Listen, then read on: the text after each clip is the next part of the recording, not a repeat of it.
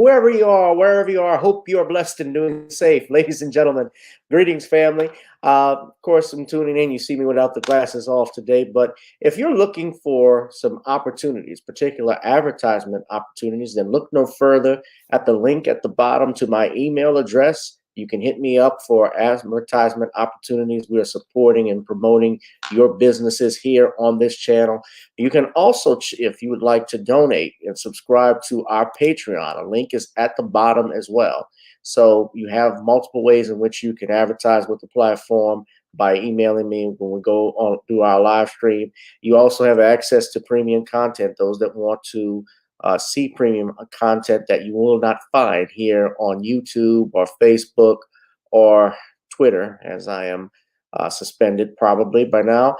You guys can check out the Patreon at link at the bottom. But advertisement opportunities, definitely email me, gavin.grich1@gmail.com for rates. And for the Patreon, it is the same as the YouTube channel. It is channel gboot2786.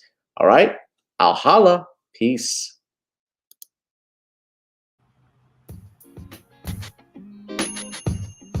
Hi, I'm attorney Gavin M. Richard. Check out my latest book, The Commonwealth of Pennsylvania versus William H. Cosby Jr., The Destruction of Due Process in America. For approximately 2 years now, I have gone on a painstaking quest to investigate the rise and fall of an American icon, Bill Cosby. In the mid-1980s, there was not a star that was higher than Cosby. Advertisements with Coca-Cola, Jello, Kodak, along with the #1 television show for 5 straight years in a row. On Thursday nights, it was must-see TV on NBC. Cosby resurrected the genre of the traditional family sitcom that was once thought dead by television critics. He did this as a Black American with an all-Black cast and showed mainstream network executives in white America that it was possible to be successful without showing the worst in people. He also demonstrated the power that television had, as it can make younger people dream to be the best that they can be. However, like many celebrity stars, unfortunately, they all come crashing down, sometimes by their own fault, others not so much. In this book, I attempted to highlight certain things. We go in depth into both of his trials in 2017 and 2018, respectively. What if I told you that these criminal trials were politically motivated by an overzealous district attorney? Will you also be shocked to learn the attacks on Mr. Cosby did not start in 2014, but also in the 90s, not long after his attempted quest to purchase a major network? From where did all of these allegations of sexual misconduct come from? Were the accusers telling the truth?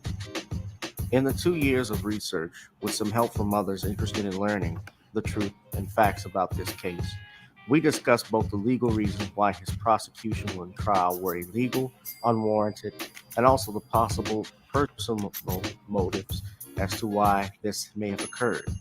Most importantly, we warn about the dangers of prejudice and why trial by social media, or mainstream media, rather, should never be the norm. All this and more in The Commonwealth of Pennsylvania versus William H. Cosby Jr., The Destruction of Due Process in America. Available on Amazon this fall in Kindle and paperback format.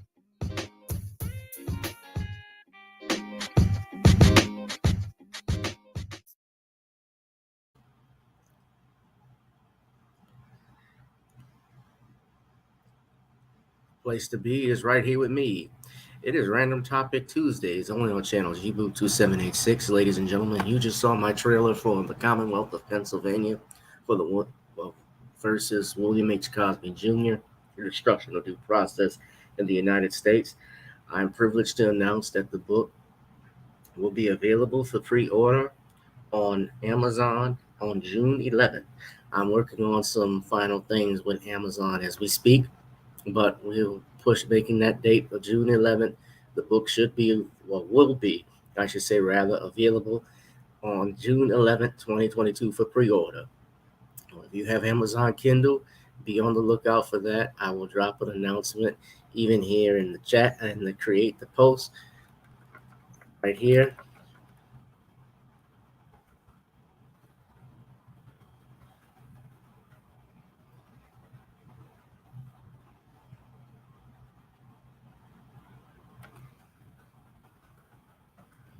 And you all just go here to my Facebook page and subscribe to that if you have not, for updates on the book and so forth. And I will have a link when it does become available officially for pre-order.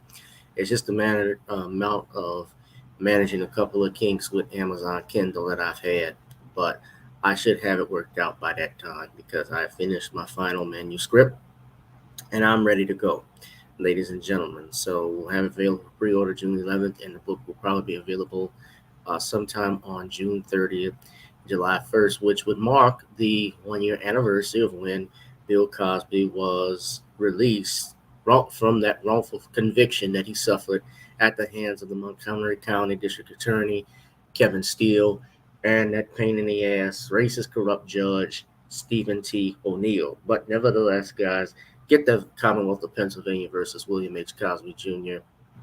on Amazon this summer. Also, ladies and gentlemen, as my brother, as always, Darius from Atlanta has pointed out, if you're looking for some good old Creole seasoning on your barbecue. Now, yesterday was Memorial Day, but of course, the summer always is right around the corner. The summer has actually started. Then go to nonniescreoleblends.com. Try it on chicken, meat, or fish. Nonnies goes great with every dish.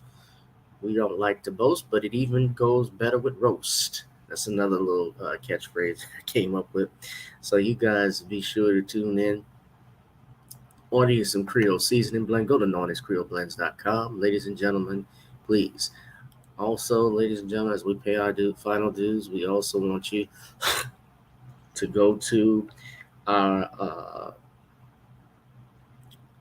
music page, get songs such as Video Soul, which is available on my Spotify, Amazon, and iTunes. And of course, our theme song for the evening, as always, is Gotta Get On Up, because as we get on down, we got to get on up first. So let's play a little music, and we're going to discuss our following topics in a second. I'll just go over what our topics will be for tonight, ladies and gentlemen. Remembering Tulsa, Oklahoma, 101 years ago.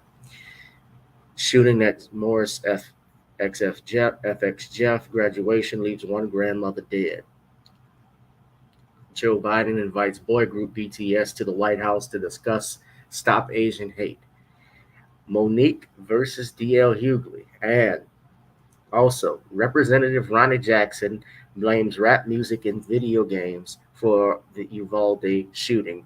All this and more, ladies and gentlemen, only on channel GBoot 2786. But of course, let us first get on up.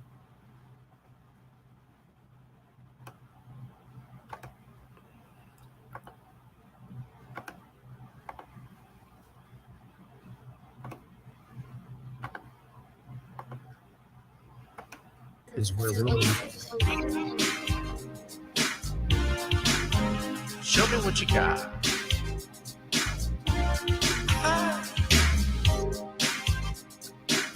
Gotta feel the groove. Feel the groove, get on the floor. Get on up. Right now the party's wasted. There's nothing much to do. But once the groove gets started, tell me, what do you have to lose? Just look into my eyes, girl, as we glide across the room. And what to my surprise now, the beat takes hold of you. Now if you're feeling like I'm feeling, so come on baby, let's start dealing. Time to get this party started. Ain't no time for the broken hearted. When the rhythm takes hold of you, there's only one thing left to do. Cause the beat is really moving. Time to feel your body moving. Gotta get on up and move your body. Cause when the beat is really grooving, it's time to feel your body moving. Gotta get on up and and shake something. Feel the groove, get on the floor. Get on the. Tell the DJ play the whispers. Rock steady in the mood. Put on earth, wind, and fire. Tonight we're gonna groove. Show me how you do the four corners. Electric slide or two. Hit the bus stop or do the bunny hop, baby. It's really up to you. Now if you're feeling like I'm feeling, so come on baby, let's start dealing. Time to get this party started. Ain't no time for the broken hearted. When the rhythm takes hold of you, there's only one thing left to do. Cause the beat is really grooving. Time to feel your body moving. Gotta get on up and move your body. Cause when the beat is really grooving, it's time to feel your body moving. Gotta get on up and shake something. Feel the groove, get on the floor. Get on the. Now, 2020 hasn't been the best year of all times. We've been dealing with death, the pandemic, racism, bad policing, and all the bad rhymes. But like Uncle Snoop once said, if you're breathing, you're achieving. So if you're ready, I need you all to get on up. Are you ready? 1 and 2 and 3 and 4. Get your butt on the dance floor. 5 and 6 and 7, 8. This jam we appreciate. We're gonna slide and step on the beat. On the dance floor is where we'll be. Feel the groove, get on the floor. Get on up and move your body. Cause when the beat is really grooving, it's time to feel your body moving. Gotta get on up and shake something. Feel the groove, get on the floor. Get on the floor, baby. Yeah, gotta get on up. Come on, baby, gotta get on up, baby. Feel the groove, get on the floor. Get on up. Feel the groove, get on the floor, family. Gotta get on up. What's up, everybody? Welcome to another exciting edition of the craziness that is Random Topic Tuesdays. I'm here chilling in beautiful Key West, Florida, drinking on my Mai Tai and enjoying the beach, the sun, everything that's happening. It's going good so far. Thank you for the concerns, Danielle, about a backup plan. The backup plan, if we get stranded with the airlines, is we're going to do it the old-fashioned way.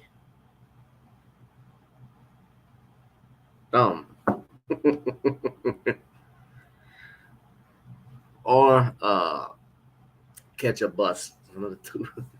I'll figure out a way. Trust me, we'll get home. But I'm not worried about that. But out here, Key West, Florida is actually this is actually the southernmost point in the United States here, and I'll one day show you all some pictures and photos. Just enjoying myself out here. It's actually been entertaining. They got a lot of stuff to do out here, man. There's a lot of chickens. That's one thing I've noticed since I've been out here. Like too many damn chickens. El Pollo Loco. There could never be a chicken. There will never be a chicken shortage right now.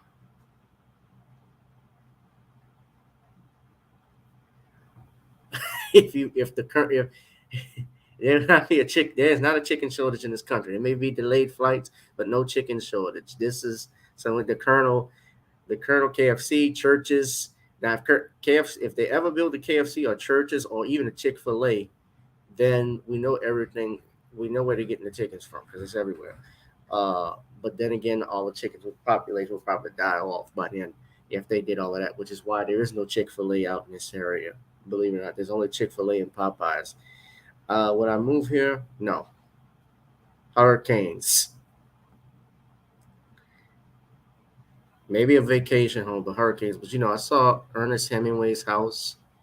He lives out here. Harry S. Truman had a vacation home not too far from that. We've seen all of that. They got a lot of museums and aquariums out here. You ask, why am I staying in a hotel? I'm on vacation, computer robots. That's essentially what it is. So I'm on vacation, enjoying myself. I hope everybody's doing fine. I know yesterday was Memorial Day, and let me say salute to all that have served our armed forces, Air Force, Army, Navy, Marines, Space Force, and even the Coast Guard. Uh, all of the branches in our government, Merchant Marines, everybody, thank you that have served. Uh, I don't think, the Orange Man has his thing in Key Largo, which is not, probably about an hour and a half, 2 hours away from us. So I'm not close to the Orange Man. Yeah, I haven't had a vacation, like a real vacation, when I was out of state. If you want to call an evacuation a vacation, I wouldn't call. You could, but I wouldn't necessarily say that. But it was kind of a vacation. What you got to do on computer robots?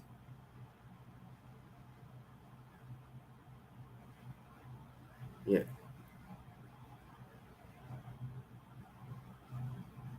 That's the plan, computer robots. What's up, Ashley? What's up, Darius? Yeah.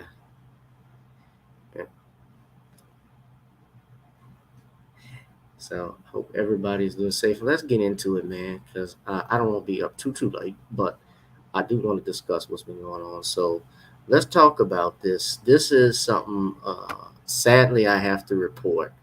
My main thing, because, my hometown is New Orleans, and Xavier University, that is the premier HBCU in the city of New Orleans. Of course, there's Dillard, but, most people, shout out and think of Xavier.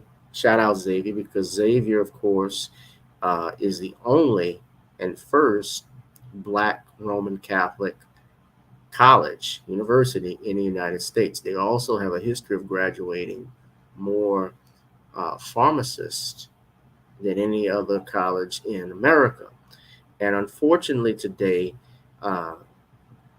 rather than being some great news, what happened today sadly was a tragedy, in that grandmother was killed by a shooting that took place at the Morris F.X. Jeff graduating class. Now, Morris F.X. Jeff, let me just give you a little history of Morris Jeff. Morris Jeff actually was a social activist. He was also involved in child care, developing the New Orleans Recreational Development Department. He was responsible for that. He was a well-known activist, Black activist.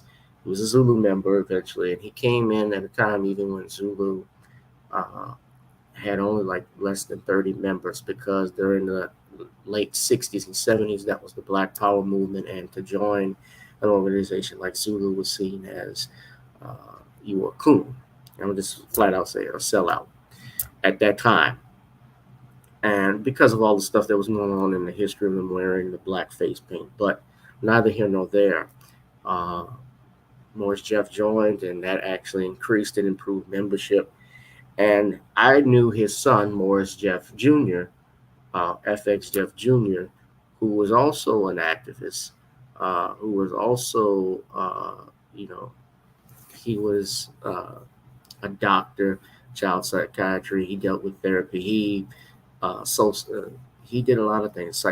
He did a lot of stuff. A social worker, and he was very involved, in civil rights and voting rights, and teaching us. I used to go on these trips from the school named after his father to Atlanta, Georgia, bus trips where we would recreate the civil rights movement. So I was good friends with him, close with him. He was a mentor. He passed away actually almost 20 years ago. But long story short, getting back to this topic, sadly, what took place, which was supposed to be a happy occasion, ended up being tragedy for several people. According to reports, we're going to WGNO. on WGNO.com. There was some type of altercation that occurred outside of this graduation, which left 2 injured and 1 person dead. The grandmother of the person who's dead is an 80-year-old grandmother of 15. Her name is Miss Augustine Goodwood. Now, Miss Augustine, I'm going to put her Greenwood, I apologize, Augustine Greenwood. Now, I'm going to play this clip this is coming from WGNO. Haven't seen it yet, but we go here for more details. Apparently, what took place and what they're saying is that there was some type of altercation. I've heard different things. There was somebody complaining about them. At first, I heard it was about cheering during the names being announced. Now what we're seeing that as graduates, when we read the story here, it says that just before noon, the NOPD began investigating the shooting that took place following the ceremony, which was held on Xavier University campus. As graduates and their families were leaving, detectives say a fight broke out between 2 families and then gunfire erupted. It is unclear if the 2 fighting were students at the school. At least 3 people were shot and transported to local hospitals, including an elderly woman believed to be the grandmother of one of the graduates who was shot in the head and died. 2 men who were also shot were taken to an area hospital with 9 life-threatening injuries. At this time, the NOPD announced at least 3 suspects have been detained, but no one has been arrested at this time. So the high school graduation took place at about 10 a.m., and the shooting took place at 12.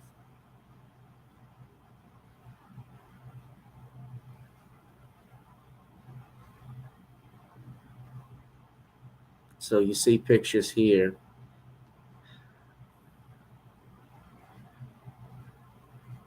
I'm going to show a picture. So that's the Convocation Center where everything took place. And, I've been up on Xavier's campus there. And they've, remodeled and built everything up at Xavier. The area where Xavier is located, we call it Gertown, Fittingdowns. It's the hood. I mean, I'm being real with you. However, I don't think that that's a reflection of exactly what happened and why are people bringing a damn gun. I mean, look, it's New Orleans. That's all I can tell you. The world is crazy. Like I said in the last live stream, Danielle, the world is a ghetto, like War used to sing. Or War did sing.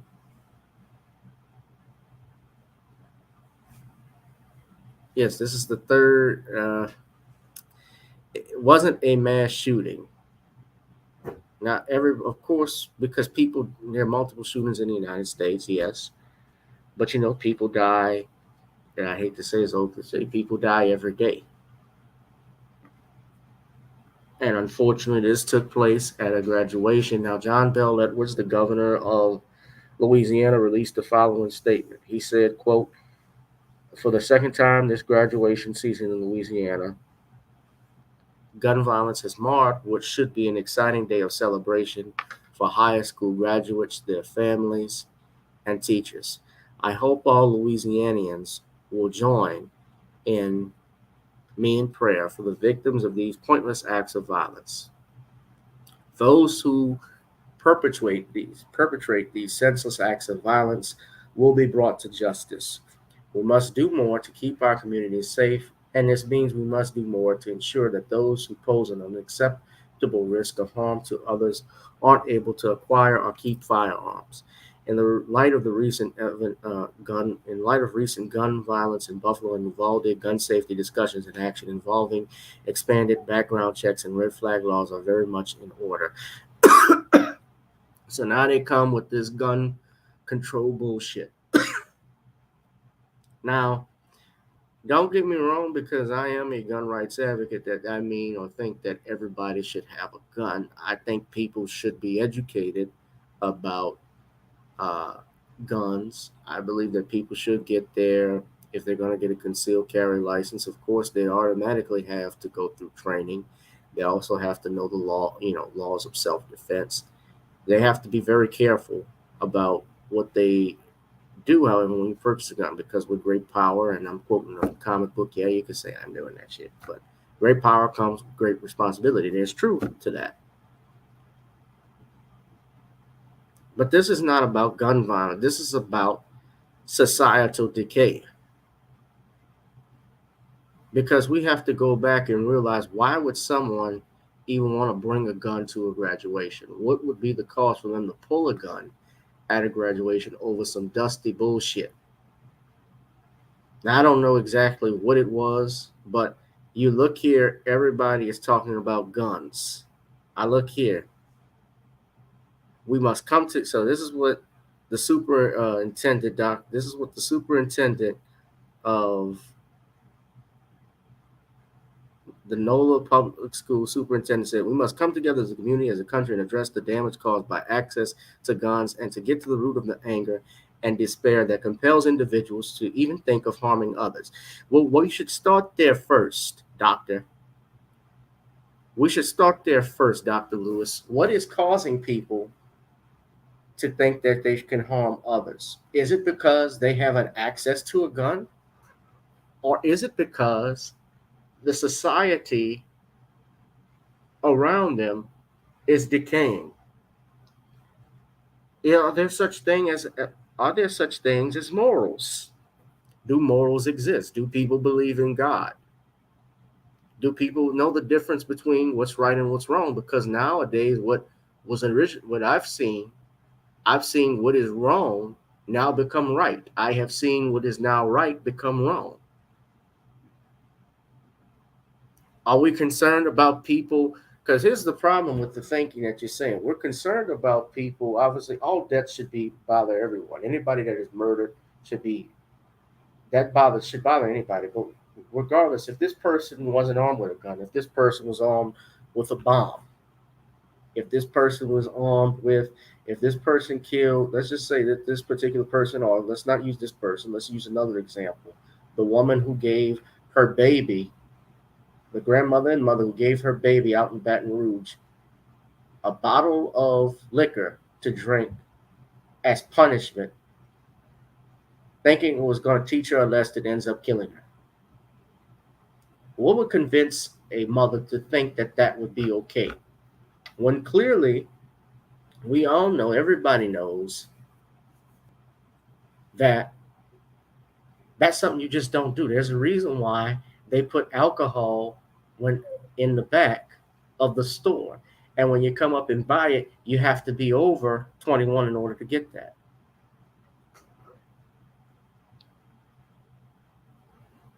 New Orleans, let me just point this out, because we're talking about access to guns. This is on a college campus. Remember, on a college campus, you can't even bring a firearm onto the base, onto a school ground. Onto school grounds, you cannot bring a firearm. You can't even bring firearms.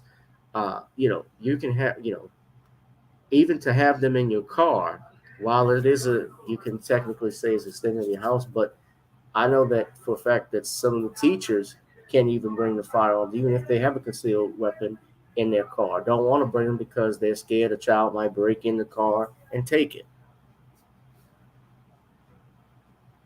Yet this person was able to bring a gun in. They don't screen people. Bear in mind, at graduations, nobody is scanned when they go into these stadiums.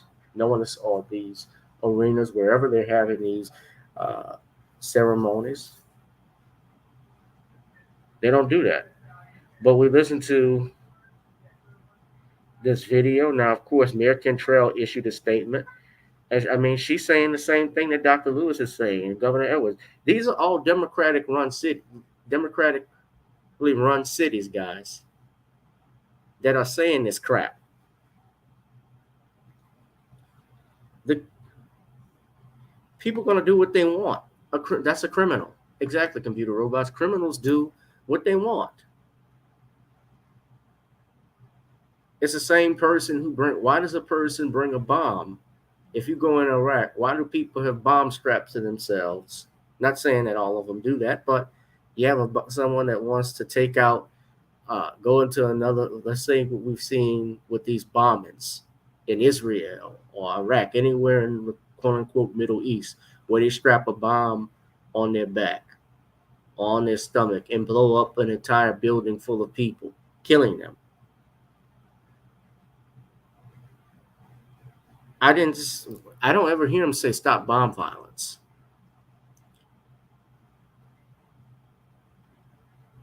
And they talk about this. Gun violence continues to plague our city, and we will remain laser focused on leveraging local and federal partnerships to prioritize initiatives that address prevention strategies.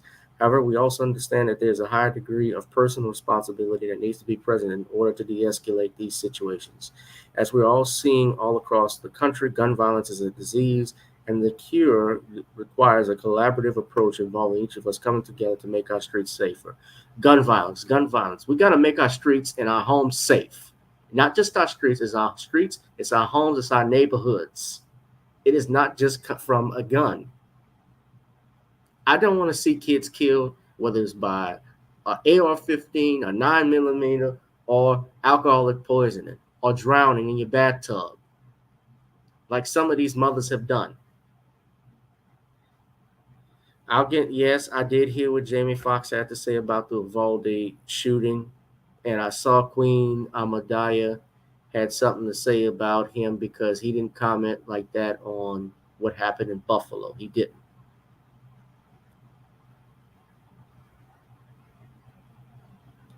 Now, this is the same thing. Now, this happened a couple of weeks ago. Well, actually, a week ago out in Hammond, where there was a fight that escalated at Southeastern Louisiana University, and some people were shot, but nobody was killed. But let's play this video. Afternoon, everyone. Everybody's good. Camera's good. Mic's good.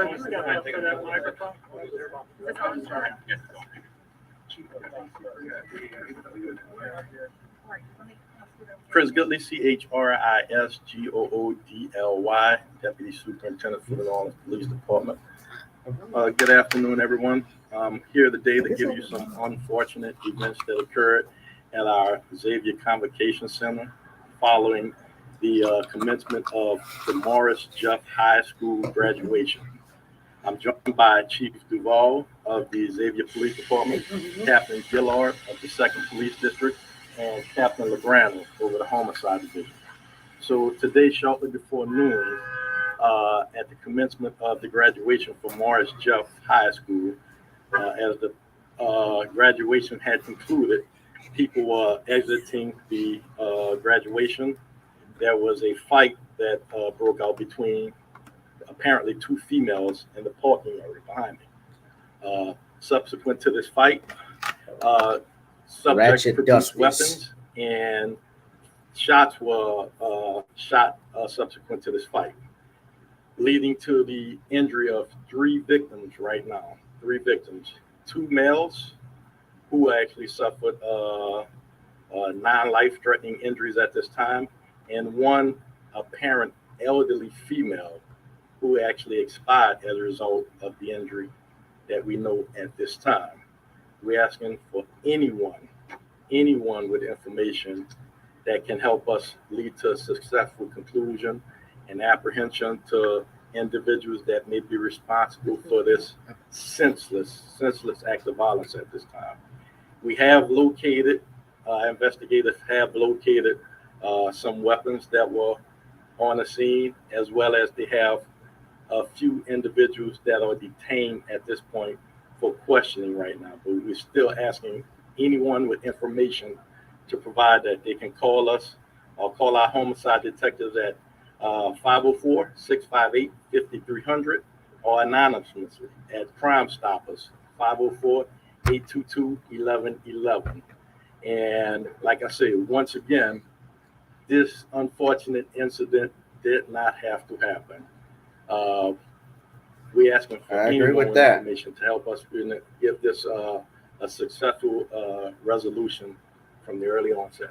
Was are you taking questions? I'm sorry. Sure. Was the argument described, was that between the students, the graduates? So at this point, it's still preliminary in our investigation. We're trying to ascertain that information to, in fact, see if the appropriate parties that were engaged in this fight were in fact students, but that hasn't been determined or confirmed at this time. Was the grandmother here to see her family member graduate? I don't know if the female that's expired is actually the whole situation is still under investigation at this time. So that hasn't been confirmed that if she was actually a member a part to the graduation or not.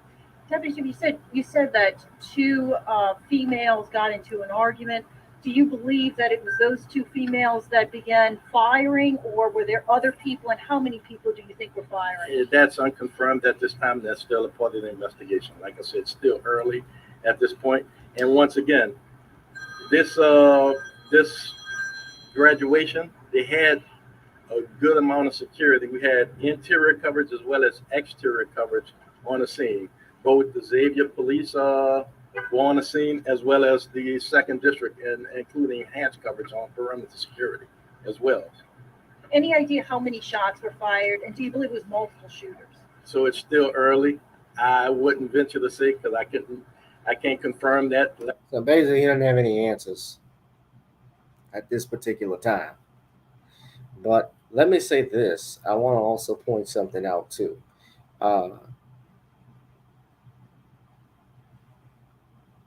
Part of the problem, too, of what's going on in my hometown in this city also has been the fact that the police officers are not working. I had a friend of mine, a colleague, who actually was the victim of an attempted carjacking, he and his wife. And luckily, he is a concealed carry permit holder. He fired some shots at the would-be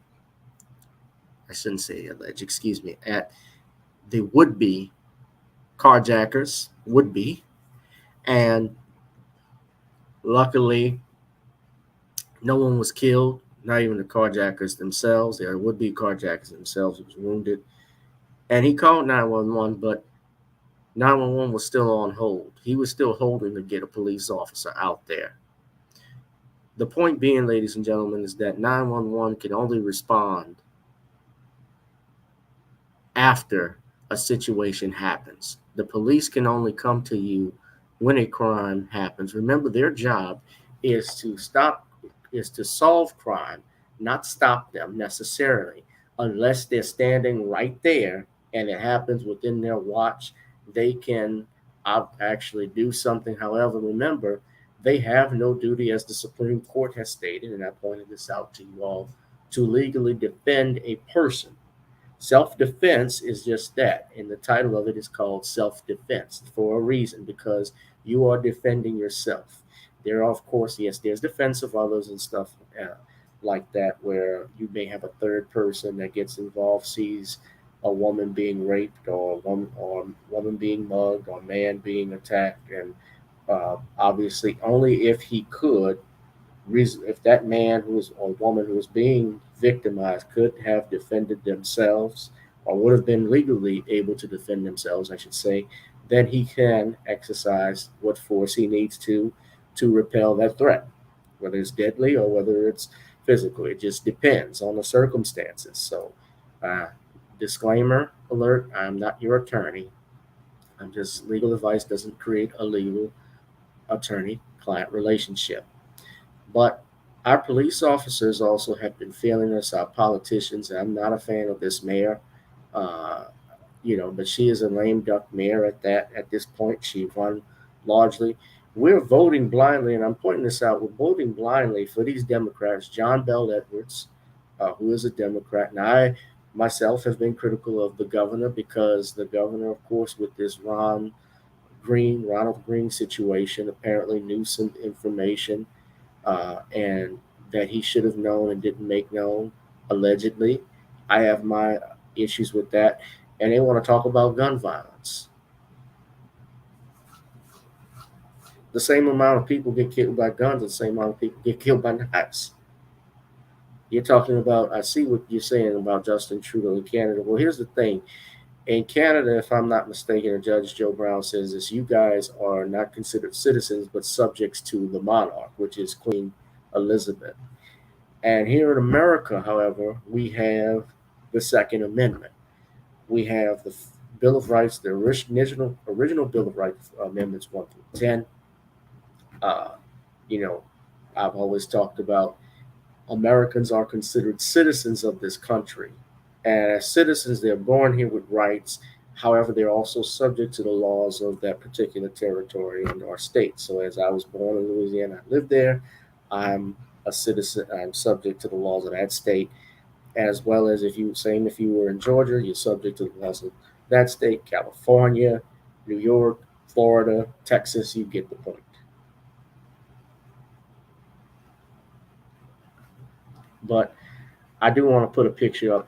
This is this Queen Mother, Mrs. Greenwood, grandmother of 15 grandchildren. Grandmother 15, and celebrating her grandson's graduation. Now, I don't know. It looks like this picture. I think this picture was taken. I can't confirm it, but just from looking on the outside, that looks like Xavier. And I think the grandson, because someone told me, oh, she was attending her grandchild's graduation. I just think that's Miss Greenwood there. And she was tragically killed. She's a woman on the right.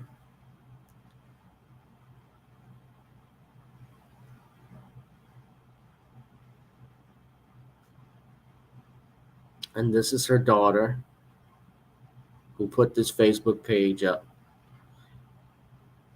So there was a fight between two young ladies. So she clarifies it. We don't know who. So the two young ladies, I take it, were not related to Mrs. Lashley.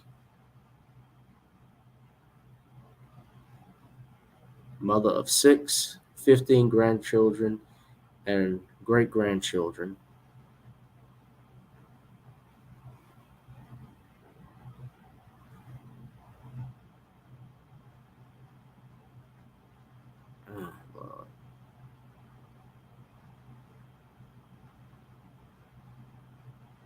Yeah, she was going to see her grandson graduate. And I actually know someone's son. So they had a picture of the grandson up with one of my Facebook friend's son, because he knew him because he came to his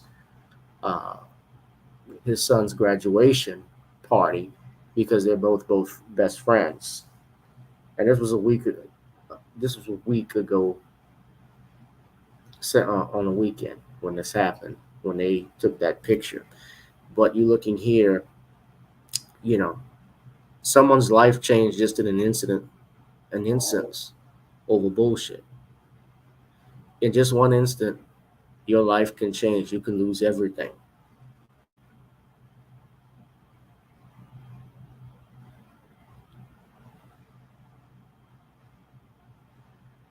I have no idea what's going on.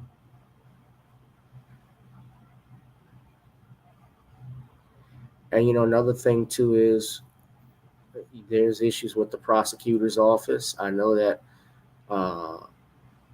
at the prosecutor's office, they were talking about not prosecuting nonviolent offenses, but what is the impact of not prosecuting nonviolent offenses to violent offenders? If there is such an impact, for instance, people who get away with nonviolent crimes. I mean, as a criminal defense attorney, there are actually some nonviolent offenses. I believe nonviolent offenses shouldn't be prosecuted. Some. There are some. It just depends on the circumstances, and I don't see much of an intake myself. But this is just ratchetness. There are, of course, people who are calling for the prosecutors to do more because New Orleans is in a mess. But it's not just New Orleans. There's Chicago. There's LA. Crime is everywhere. But I'm tired of seeing it this rampant in my city.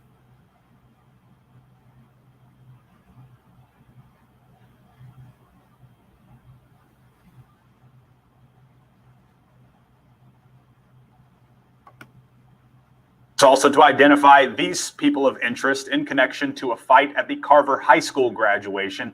Police say this happened yesterday afternoon on Strolitz Street. Officers say they arrested 22-year-old Monique Washington following the fight between two large groups. You see it there. They say Washington was in possession of a firearm and is a convicted felon. Oh, Lord. Police caught in New Orleans. We now know more about that shooting that broke out at the Hammond High graduation on the campus of Southeastern University. 3 people were shot and a 4th person was hurt after bullets started flying just as students were leaving the ceremony. Police now attribute that gunfire to gang violence.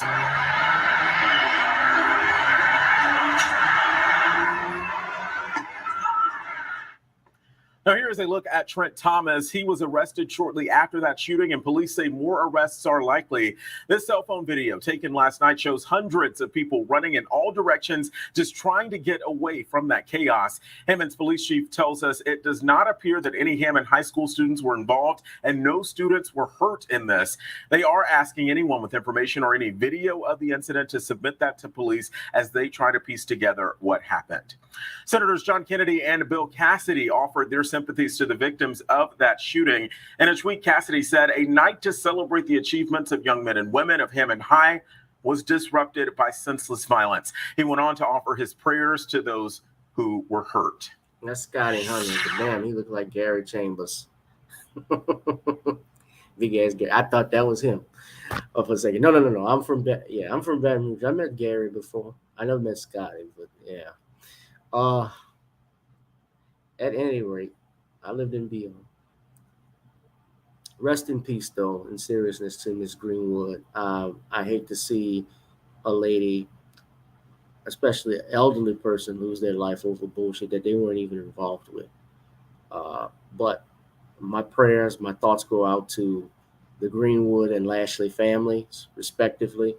I hope and pray that they get some closure and resolved in this. Though I know they may never find closure, but that they'll get some answers at least from this situation. All right, y'all. Next thing I want to talk about is this. Now, 101 years ago today, I'll be brief with this. Of course, marked May 31st, 1921, marks, and today, which is May 31st, 2022, marks the 101 anniversary of the Tulsa, Oklahoma race riot. Now, you remember last year, of course, when there was a big celebration of the Tulsa, Oklahoma race riot, where President Biden actually came down to Tulsa to commemorate with the 3 survivors of that race massacre. And it's become sort of a national known thing, although in Black history, we have always known about it. And, you know, recently, in recent developments, there has been a push by several, including a brother attorney friend of mine I know of, Demario Salmons, who was representing 3 of the survivors of the Tulsa race riot, to bring about reparations for them. Now, the riot, of course, lasted from May 31st to June 1st of 1921. And supposedly, it was based off of an incident where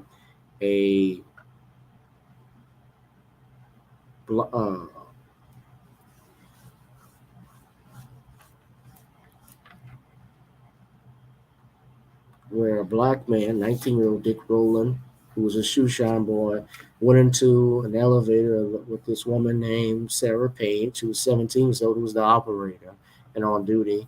And apparently, allegedly, something happened between the two. There was some type of speculation as to whether he touched her or not. I don't believe that. And of course, whatever it was, it escalated into this massacre that killed over 36 people, 26 blacks and 10 whites dead. Although that is an official count, that is not the unofficial count. There's over 800 plus and injuries, including 183 serious injuries, and the exact number is not known, but it was basically a white lynch mob. Of course, they took airplanes. I even heard Brother Ron Hurd of WeRB News. He's done videos on it. They even took airplanes, and of course, in one of the first acts of domestic terrorism, citizens of the United States actually dropped nitroglycerin bombs on top of these buildings and top of that neighborhood, Greenwood, Archer, and Pine, aka the Gap Band, because that's where Little Black Wall Street lived. In fact, Black Wall Street was so popular and actually so prosperous, they were doing foreign business deals and trading with foreign nations like Paris. But that massacre that took place, of course, on May 31st, what happened even before that was even astounding, because there was a standoff at the courthouse back at Tulsa County, and some black men even came down to help and defend Mr. Rowland from the mob. Armed with rifles and shotguns, 50 to 60 black men approximately arrived at the jail to support the sheriff and his deputies in defending Dick Rowland, from the mob. Now, I'm reading it straight from Wikipedia, and I'm bringing it up because it's going to lead into our next topic right quick. Now, I saw a car full of Negroes driving through the street with guns. I saw Bill McCullough and told him those Negroes would cause trouble. McCullough tried to talk to them, and they got out and stood in single file.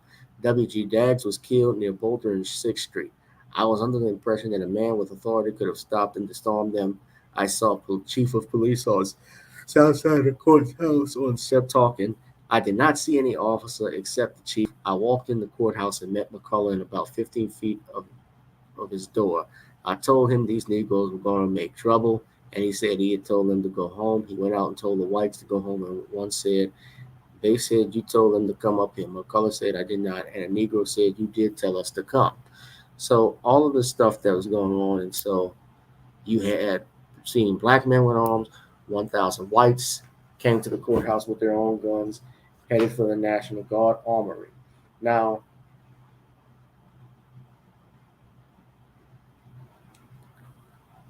they are scared. This tells you the fear that they have of Negroes with guns. And you read here, nab Negro for attacking girl in an elevator.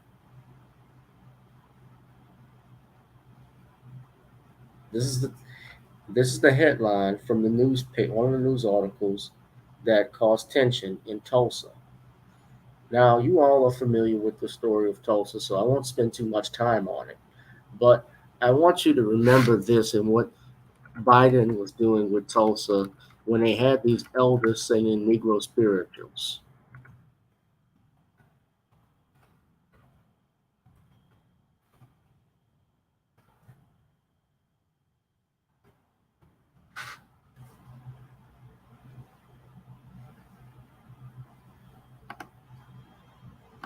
Now, this is Dr. Reverend Turn me around. I'm gonna keep on walking, keep on talking, walking up the freedom way. Ain't gonna let no racism turn me around. Oh, turn me around. Oh, turn me around. Ain't gonna let no racism turn me around. I'm gonna keep on walking.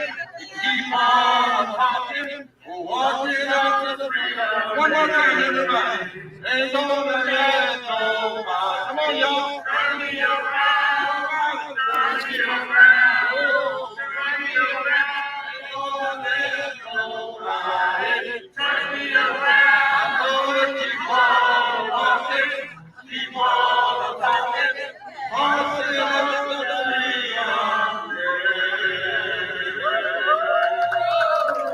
We should have known better. Look at the name. Wait, can I go back? Look where the video came from. Look, I should have known better. Look where the video came from, y'all. Hold on. What's that say right there? To the right. Whose logo? Bit. Welcome to Tulsa. Bit. No, he said Tulsa. He said, so somebody said salsa. He wasn't going there for Tulsa. He went there for salsa. I want my chips and queso.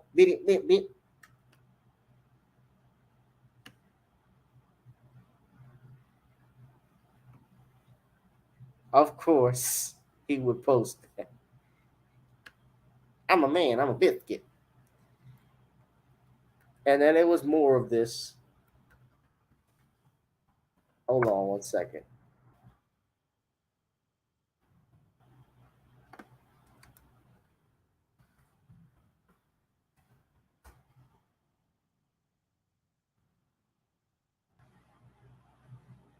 Now watch, somebody.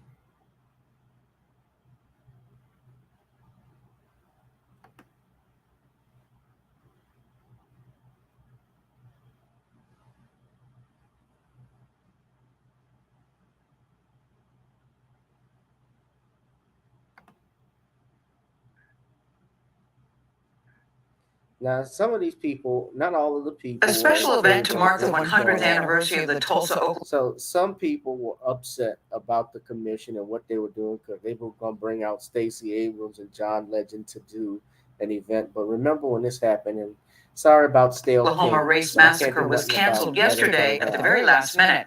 We've got new information now explaining why. Hundreds of Black people were killed or injured by a white mob in that two-day rampage that began on May 31st, 1921.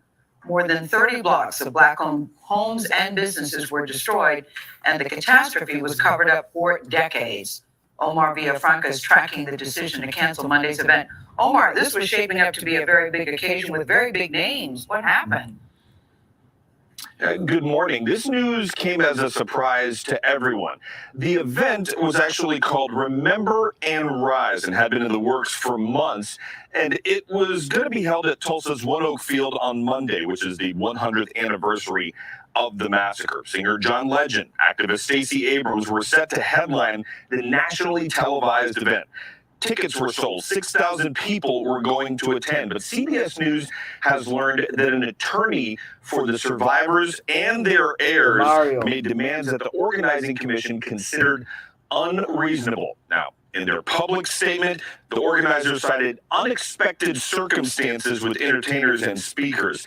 But a commission source showed us an email of demands that were sent on Sunday from a lawyer representing survivors and their descendants. It includes $1 million each for survivors of the massacre and a non-negotiable $50 million pledge to a fund for survivors and descendants. Now, the source also tells us that the commission and the attorney had already agreed on financial terms, but the new demands could not be met, at least in time for Monday's events. And Gail, we spoke to the lawyer about his email. I want to get this correct. He claimed that the commission had not been negotiating in good faith for months and that the survivors had never agreed to be at that big event. Now, the commission is also saying there are other events that are planned. They will go on as planned, and they're hoping they can still mark the day what happened and also highlight the efforts to pay restitution.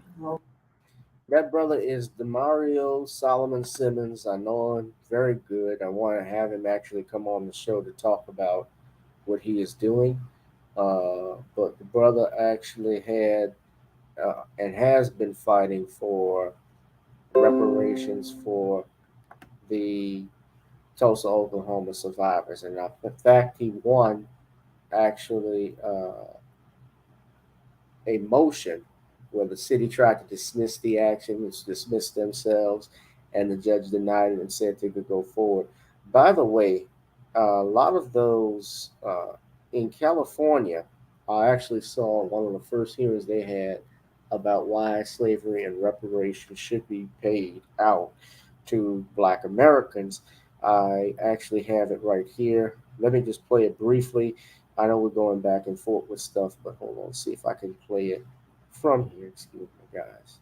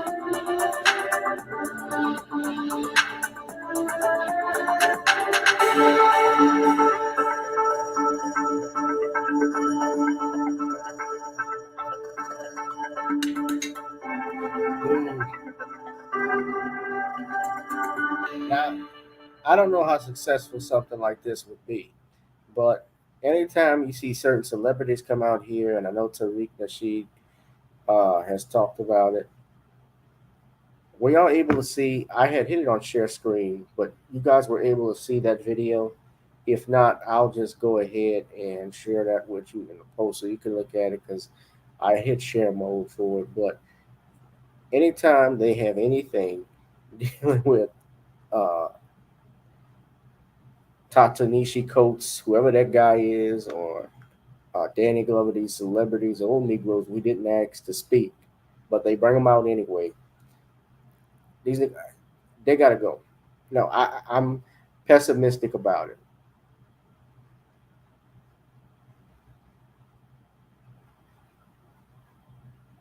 Oh my God. Oh goodness, what's new? I'm sorry, I gotta.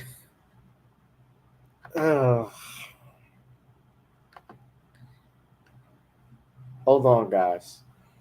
Now you all saw what I was telling you about the Tulsa race riot, but I'm leading it into this meeting that took place. This next topic, but before I do that, I just saw something. I guess I'll play it here. I'm working two different things, but I'm gonna play it in a second with this. But it's about gun control and what I just saw, and I want y'all to listen to what Biden has to say. I'm gonna play that a little bit later. But in the meantime, yeah. So that article with California, they are considering reparations with their reparation tax force. They had agreed to limit for the first time to people who are direct descendants of slaves. So they are actually releasing a report, and I'm going to pull that up in the link in the comment box so you guys can look at it and link it. And the next thing I wanted to do is actually go here. So yeah, but this is the stuff that they do when black people are out here. They do these old singing Negro spirituals.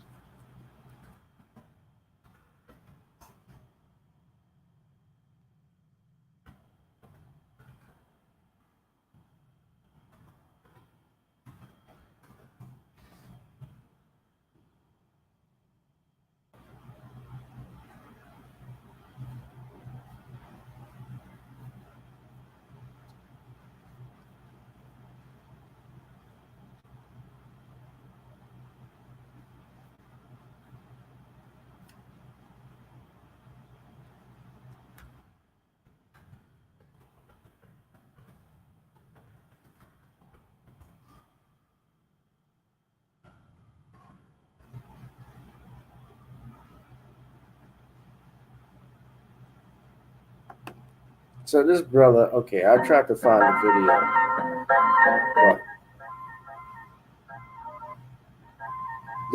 but okay, so yeah, this is it. Now, this is what your Democratic leaders will do. This is what they do for black people. And we're supposed to go ahead and support Biden and the Democratic Party. Watch this.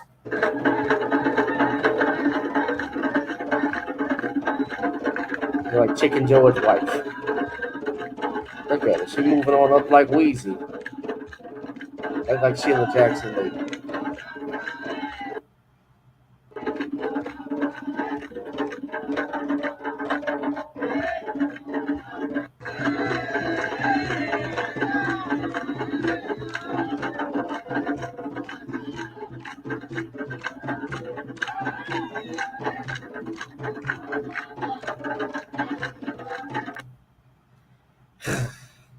Go to this brother's page and support him. His name is Frankie Diamonds. I'm going to take a look at it and subscribe to him just because he had this video up. See, I subscribe right there just to support him because he bailed me out with this one. Thank you, brother. But this is what they do. sing Negro spirituals, dance to the beat of the African drum, but no tangibles, nothing of substance that they can give to you. And I'm supposed to applaud and vote for that.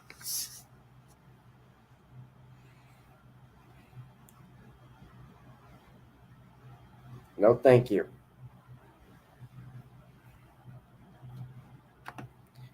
But I'm going to move on to my next topic here. Because in speaking of Biden, he had this boy group called BTS. Now, as you know, the month of May, and I never knew they had this. They really didn't start talking about this until recently, like last year, the year before last, especially. I think during COVID, they started to talk about this AAPI month because I had never, up until then, had ever heard of it. Yes or no? If you have heard of AAPI month, give me a yes or no if you have before 2020. Because I swear I did. But Biden invites this boy group, BTS, to the White House to discuss Stop Asian Hate, among other things. Now, before I just show that video, I want to show you something else. Because this just shows you where this man's mind is right now. I want y'all to listen to this because we talked about guns. I just saw this. So I'm going to play this for y'all. Y'all need to look at this. Hold on.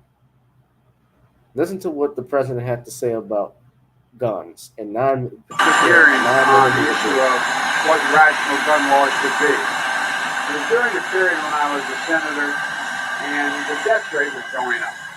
Not that many more people were being shot, but the death rate was up. I went, I think it was, I'm not sure, I think it was Congressman Hospital in New York, whatever the largest trauma hospital is. And I sat with a trauma doctor. And I asked him, I said, what's the difference? Why are so many people, not that many more people are being shot? This is now 20 years ago, it was 25 years. I said, why are they dying? And they showed me a x-ray. He said, a 22 caliber bullet will lodge in a lung, and we can probably get it out, may be able to get it and save the life. A 9mm bullet blows the lung out of the body. What? So the idea of these high caliber weapons is there's simply no rational basis for it in terms of what is about self-protection. Oh my God. Okay. Let me tell you how fucked up, excuse my French, what he's saying is.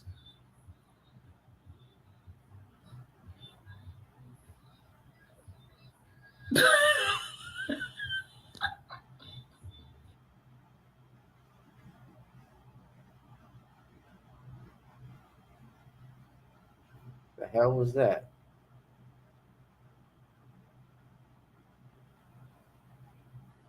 Hold on. I'm not trying to see if my channel's possessed or nothing.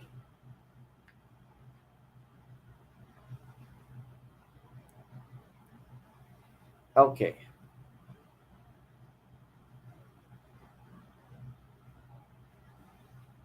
Oh yeah, I know.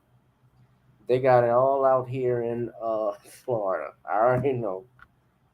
I didn't see the rain. I didn't see the flags. The flags and the streets are painted in rainbow. And when walking downtown, they got they're advertising drag shows. So I see some of you.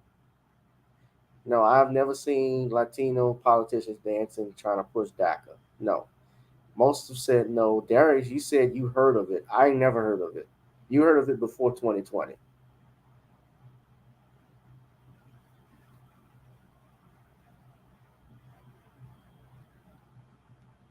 Yeah. No, nobody's in the channel with me, brother. Okay, so, but let's get back to what he said. He said a 9mm bullet blows out the lung of a person versus a 22 caliber. A 22 caliber bullet. Now, here's the thing. He's calling for AR-15s, calling them weapons of mass killing, saying there's no need for it. A 22 caliber AR-15 shoots a 22 caliber bullet. It's just a 22-3 Remington. That is a caliber. A 9mm is a caliber. Now, 9mm bullets, ammunition, are the most popular in America because they are, I think, the most affordable and easiest. But you also have the 45 ACP, which if you fired a 45 at someone and you hit them in the direction of the lungs, it would blow their lungs out. You see, he has to, I think he doesn't even remember that conversation that he had with that doctor.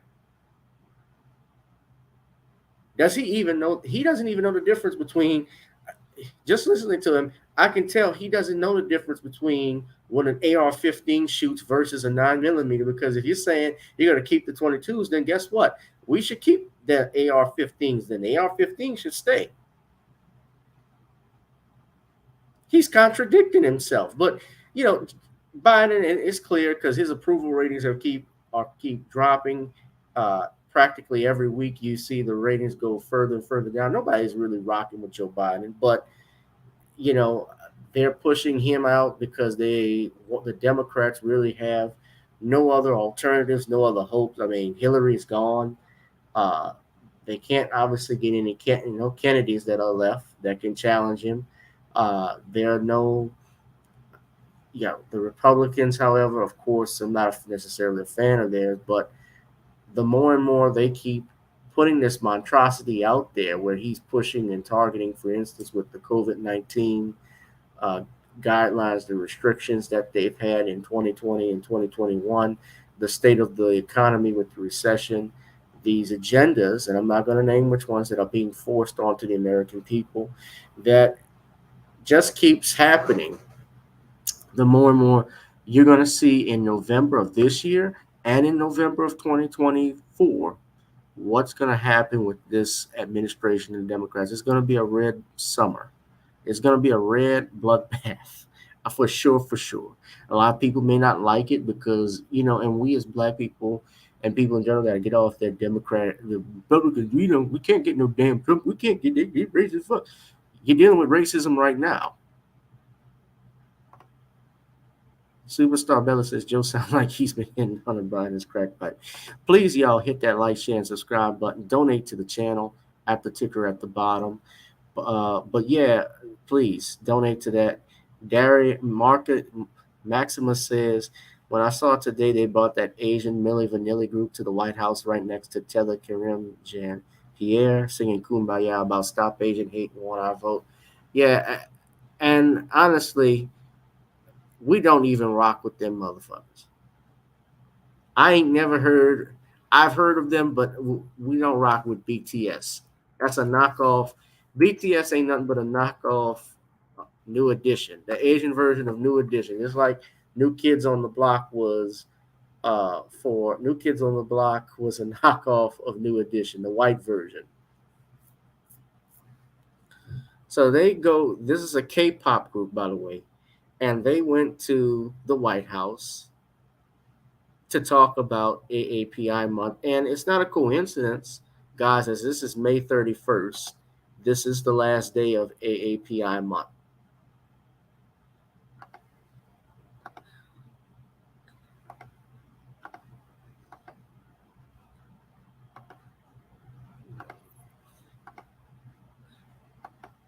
So today, on the final day of Asian American, Native Hawaiian, and Pacific Islander Heritage Month, I'm excited to welcome some special guests to the briefing room today. Pop Phenom BTS. Woohoo! While many of you may know BTS as Grammy-nominated international icons, they also play an important role as youth ambassadors, promoting a message of respect and positivity. After this briefing, they will join President Biden in a discussion about Asian inclusion, representation, and diversity, as well as addressing an anti-Asian hate crimes and discrimination. As many of you know, the president has led a historic whole-of-government approach to combat racism, xenophobia, and intolerance facing ANHPI communities. beginning his first week in office when he issued a presidential memorandum leveraging the power of the federal government to stand against this hate. The president also signed the COVID-19 Hate Crimes Act into law, signed an executive order to reestablish the White House Initiative on Asian Americans, Native Hawaiians, and Pacific Islanders, and funded critical research to prevent and address xenophobia against AA and NHPI communities. So without further ado, I will let the band take it from here. They're gonna each speak. We have an interpreter somewhere here. There you go. Good to see you. So they'll each speak first, and then the interpreter will come back up and interpret what they just said. Why? We're not going to take any questions. We're just going to come here and give some words, and then we'll start the briefing. Thank you. Thank you, Karen, for your kind words. Hi, we're BTS, and it is a great honor to be invited to the White House today to discuss the important issues of anti-Asian hate crimes, Asian inclusion, and diversity. 네, 오늘은 AANHPI 해렉스먼스의 마지막 날입니다. 저희는 AANHPI 커뮤니티와 뜻을 함께하고 기념하기 위해 오늘 백악관에 왔습니다. 네, 최근 아시아계를 대상으로 한 많은 증오 범죄에 굉장히 놀랍고 또 마음이 안 좋았는데요. 이런 일이 근절되는데 조금이라도 도움이 되고자 오늘 이 자리를 빌어 목소리를 내고자 합니다. 네, 오늘 저희가 이 자리에 올 수 있었던 것은 저희의 음악을 사랑해 주시는 다양한 국적, 언어, 문화를 가진 되게 팬, 아미 여러분들이 계셨기에 이 자리에 올 수 있었다고 생각합니다. 정말 감사합니다. Are they even? 한국인의 음악이 서로 다른 Where's the interpreter? 넘어서 전 세계 많은 분들께 닿을 수 있다는 게 아직까지도 좀 신기하고 근데 신기한 것 같습니다. 그리고 이 모든 걸 연결을 시켜주는 음악이란 건 좀 참으로 훌륭한 매개체가 아닌가 싶습니다.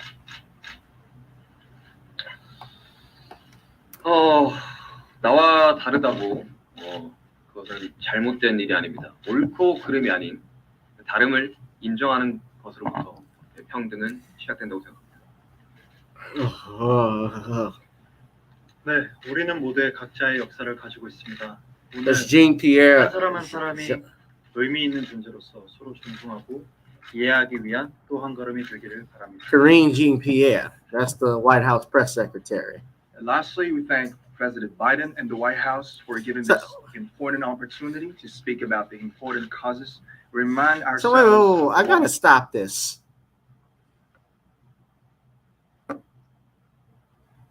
I thought she said there was an interpreter that was gonna be there. That was gonna. Did I miss that? Was I correct? There was supposed to be an interpreter. I thought, so we could understand what they're saying. I thought she would come up after each one spoke in English and, translated from Korean to English what they were each saying.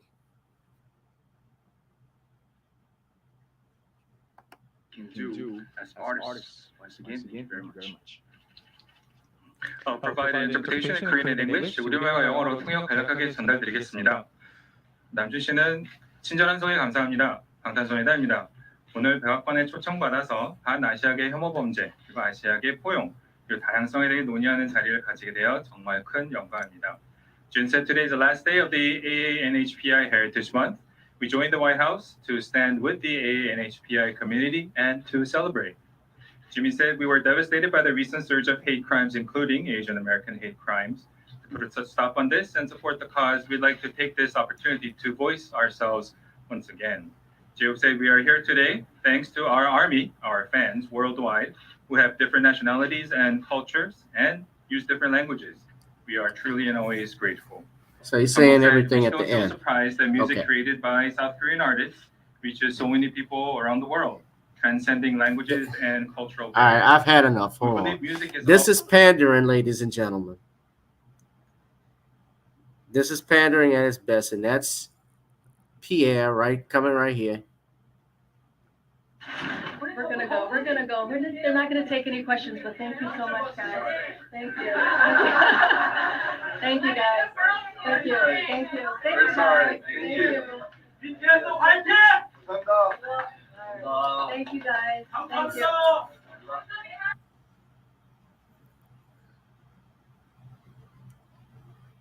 Okay.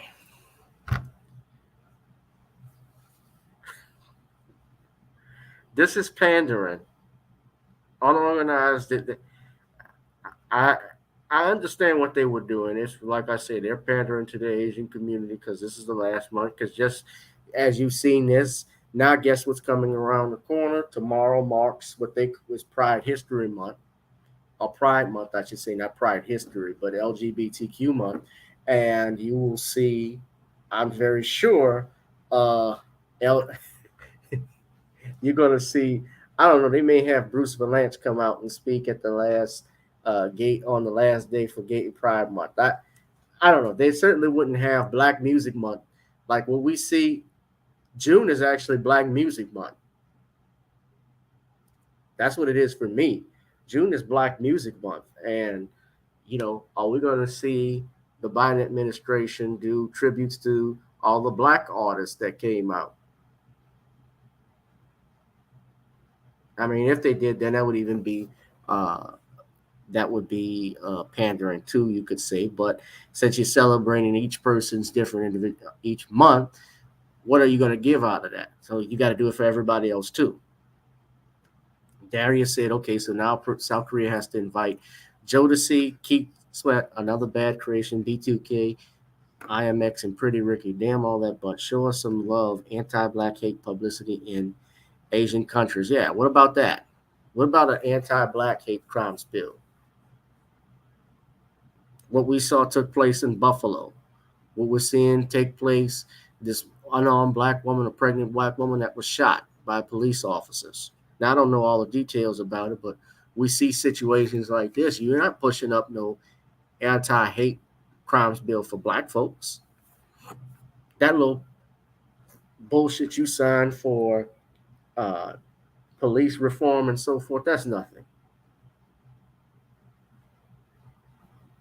Now, I'm telling you, they're going to have the dude from Hollywood Squares.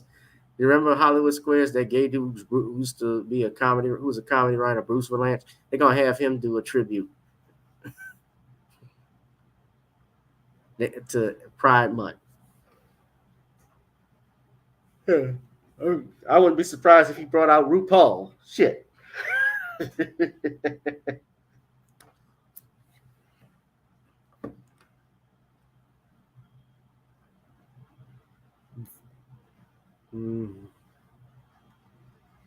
This pandering shit.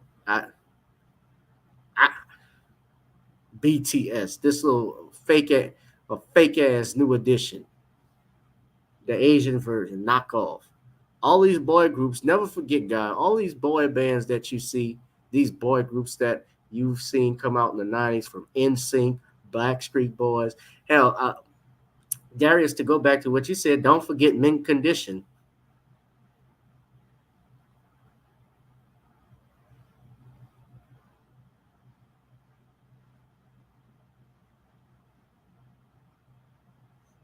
How about Mint Condition? How about Raphael Sadiq?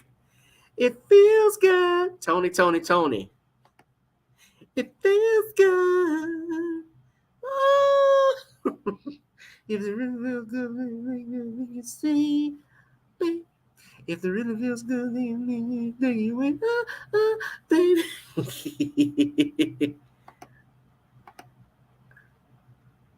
I know it's racist, but when they started talking, I thought somebody was going to come. I should say it. No. It started with the Jackson 5. Absolutely.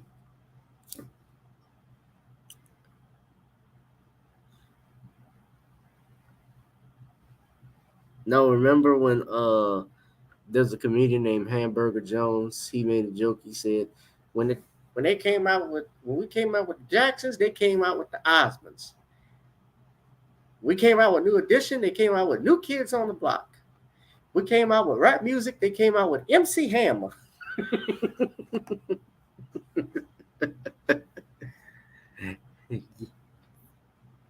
If they really feel good, Raphael Sadiq is a beast too. He's underrated in my opinion as an artist, as a musician, a songwriter, producer. Brother can play. What's up, DeAndre?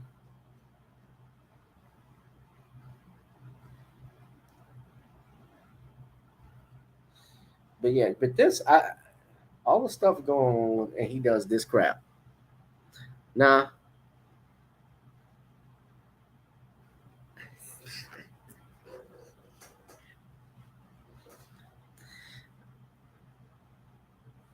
I thought they were gonna have like English dubs when those guys started talking. Just that's gonna be like a regular or they would have the subtitles. I thought it was gonna be like a Netflix movie. There's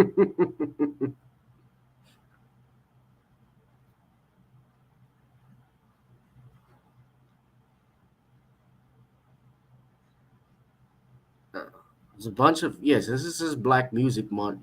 Yeah, man, a bunch of music groups, boy groups, the Jackson 5. I mean, the Jacksons and Osmonds, they roughly came out around the same time, but obviously the big winner is the Jacksons. And Joe Jackson, who I think gets a bad rap a lot because of the stuff that happened with him and Mike. But on the flip side of it, I've also said this about Mr. Jackson, is that none of the kids that I know of have had any trouble with the law. You never heard of these kids getting in trouble with drugs or robbing a liquor store. I never heard of Tito going to rob a liquor store to get money, or Marlon in trouble, getting caught in a crack house.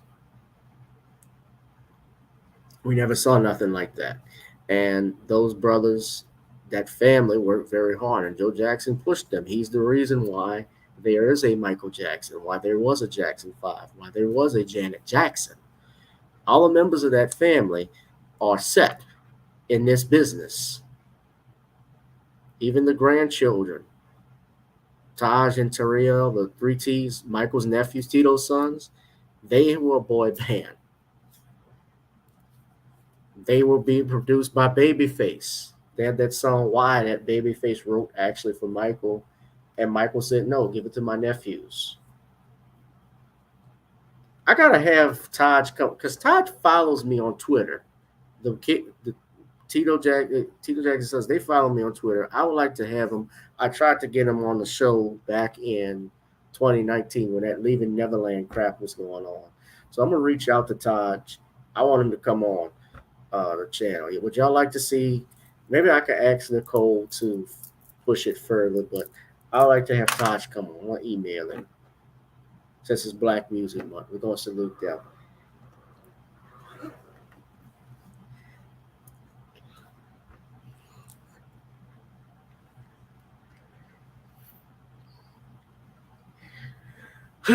So we got those are 3 topics that I want to talk about. So another thing I want to talk about, speaking of which, is this representative, Ronny Jackson, who is blaming rap music and video games for Uvalde shooting. Now, Ronny Jackson, who is a representative out of Texas, made the following remarks concerning your Uvalde shooting. He states the following, and I don't know if you guys can see this because I got to adjust this. There we go. If you can see it, please give me a thumbs up. I'm zooming in. So Jackson represents no relation to Jesse, the 13th Congressional District out in Texas. And during an interview on Fox News, no surprise there, he stated how much different things were when he was growing up in a Lone Star State. He said, quote, I grew up in a let's see if I can get a Texas accent. Well, I grew up in a small town in West Texas, not too much smaller than Uvalde, and I could never imagine something like this happening when I grew up. But when I grew up, things were different. There was a focus on family and on community and church, and I think we knew each other. And I'm not saying that the people in Uvalde don't know each other, but I think that's been robbed from us. I think that our culture has changed over the last 30 or 40 years, and there's been an attack on those things in particular. You know, he went further and he said the following. And I just think that kids are exposed to all kinds of horrible stuff nowadays too. I look back and I think about the horrible stuff that they hear when they listen to rap music, the video games that they watch from a really early age with all of this horrible violence and stuff. And I just think that they have this access to the internet on a regular basis, which is just not good for kids, I don't think. Jackson's finally stressed that everyone as a whole needs to figure out why and how such a tragedy could have happened. Now, I could have played it, but I thought it would have been more fun and it would save us more time. Can never imagine something like this happening when I grew up. But when I grew up, things were different. You know, there was a focus on family and community and church. And I think that, you know, we knew each. I never heard the man speak before, but I was just imagining that. Sound like an asshole.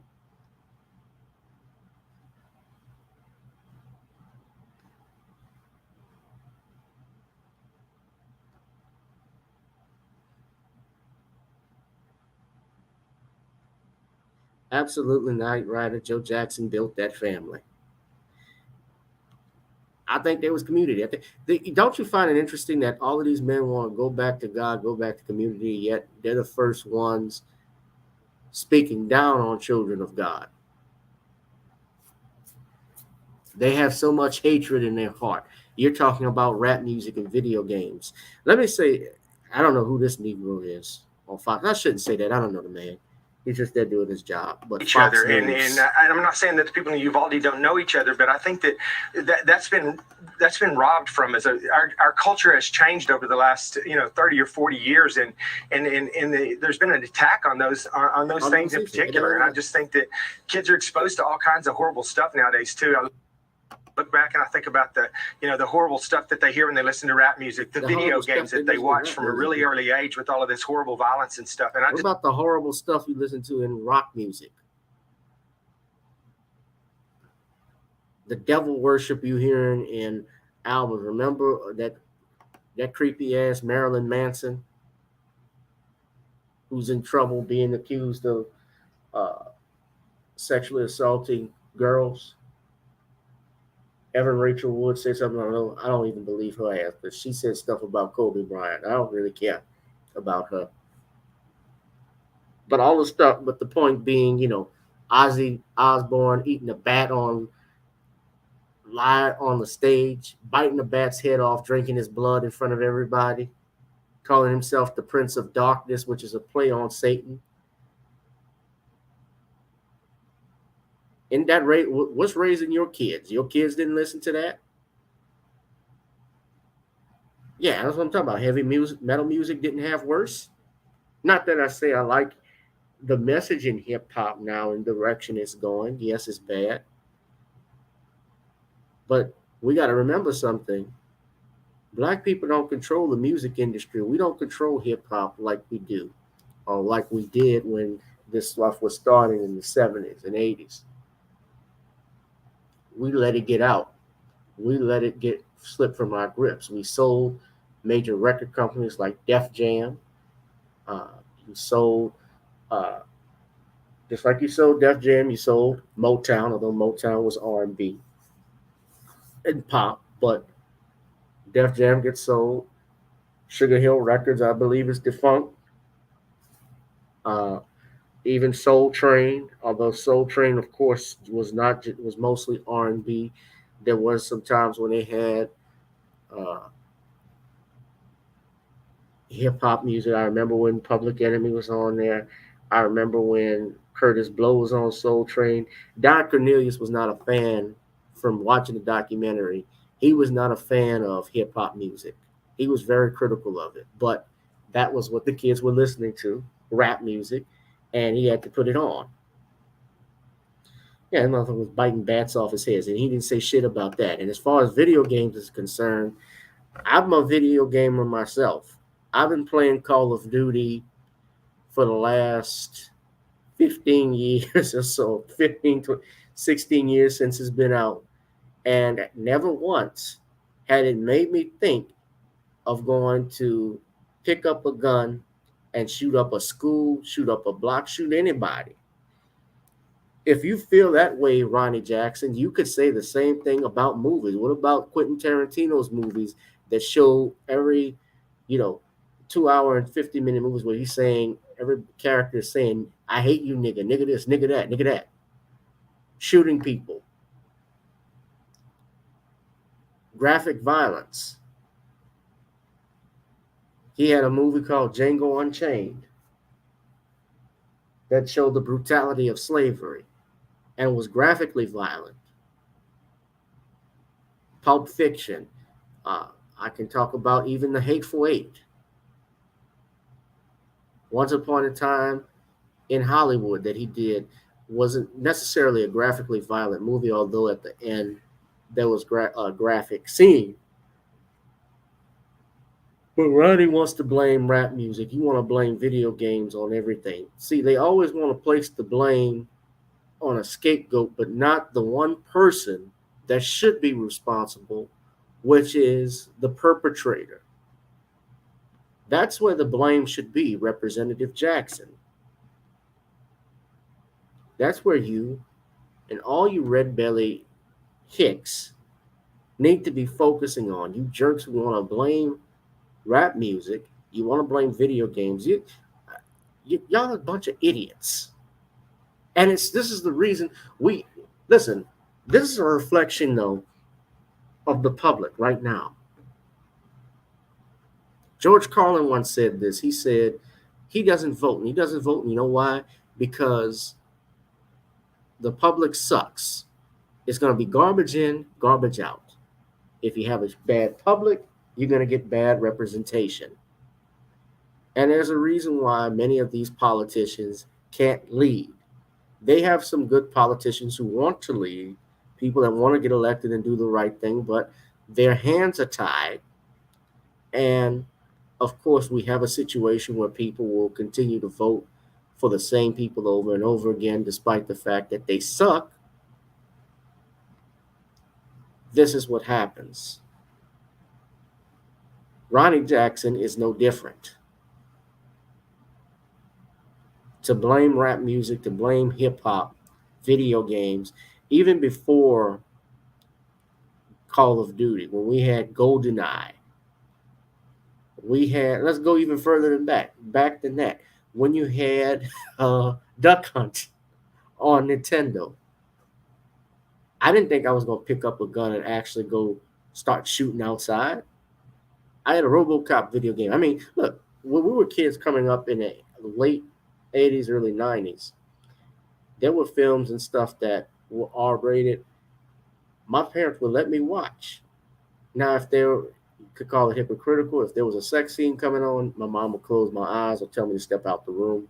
If it got too much, if they had too many curse words, I had to leave from time to time. But some stuff they took me to see, like I saw RoboCop 2 as a kid with my folks. I saw R-rated movies with parents. But I knew better. I saw RoboCop as a kid, and guess what? It didn't make me go out and shoot at cops. Don't blame us because your kids are screw up. You screwed up. Yeah, where are the parents? Your parents had to. Exactly. You monitor, you're exactly right, Darius. You monitor what your kids watch. And that's what it was with me. That's what it was with my brother. They monitored what we watched. I saw Predator. Hell, I remember seeing, my parents took me and my brother to see Child's Play 2. It was a horror movie. Now, I was, as a kid, being a kid, you didn't understand stuff. Yeah, Chucky used to freak you out.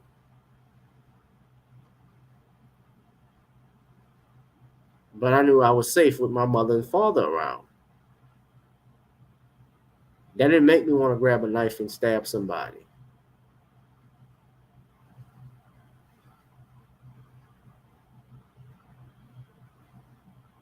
Yeah, I saw Commando and Die Hard with my family. Yes, we understood what was reality and what was fantasy. Sometimes, even if and that was because our parents guided us. It was called home training, yeah. Just like kids didn't jump when they saw Superman, they didn't jump off a building thinking they could fly because they knew it was a movie. I didn't do that. Maybe I jumped on off a couch to try it, but I didn't go on top of a roof and do it. And we just got to get back to common sense stuff. We got to get back to parenting. We got to get back to whipping these kids' ass. That's just the reality. Some of these kids need their ass whipped. Corporal punishment is needed. All right, I need you all. You've been here with me for the last hour and 43 minutes. We're about to wrap up. I do have one more topic I want to get into. Please hit that like, share, and subscribe button. But I want you to please donate if you can, to the Cash App, to the Google Pay and PayPal. You see the tickers at the bottom. The reason being, ladies and gentlemen, my channel is not monetized, so any contributions that you can give are greatly appreciated. Please do so. Donate to the Cash App, please. The last thing I want to talk about tonight, since it's getting late, I know we're back at work. Memorial Day weekend is over. Monique versus DL Hughley. Yes, I got to talk about it. Now, I got something on my YouTube channel. I'm asking the community. I want to know who you're rocking with. Are you rocking with DL? Are you rocking with Monique? Or are you rocking with none of the above? Now, to recap what's happened, Sister Monique went on, I guess you could say, a rant about her contract situation, or with DL doing what she called some sucker shit over him threatening to allegedly not perform if he were not the headliner. And Monique took exception to it because Monique stated clearly in her contract that she was supposed to be the headliner, and it led to one thing after another. So this is somebody had the video up. So this took place in Detroit, and I'm going to put the video up on, and of course DL Hughley has his response, and she has responded. They've gone back and forth with it. I'm actually going to show this with you all, clip of the video. Oh, I'm so motherfucking full right now, baby. When I tell you my heart is goddamn racing, because I'm so proud, I'm so honored to be standing in front of you real motherfuckers. Y'all don't even understand. I travel the motherfucking world. All of when I come to Detroit, man.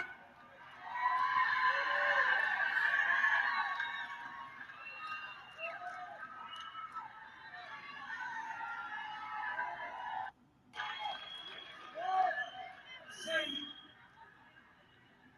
when they called me to come play Detroit and come play the Fox Theater, and I ain't played the Fox Theater in over 20 motherfucking years. I was so goddamn excited. I was so motherfucking excited because I said, oh, a bitch is going back. A bitch is going back to the Fox Theater in motherfucking Detroit. When I tell you Detroit, y'all don't understand what the fuck I had to go through to stand in front of you beautiful motherfuckers tonight. Y'all don't understand the fight a bitch had to go through to stand in front of y'all tonight. Y'all don't understand I'm ready to walk the fuck up out of here when I said I came back to people town of motherfucking Detroit. Because the promoters is worthy as a motherfucker. So she's talking about the promoters right now, but watch, she's going to light DL Hughley's ass up. With nobody, nigga. But if you fuck with me, we gon' dance, nigga. We gon' do a two-step, nigga.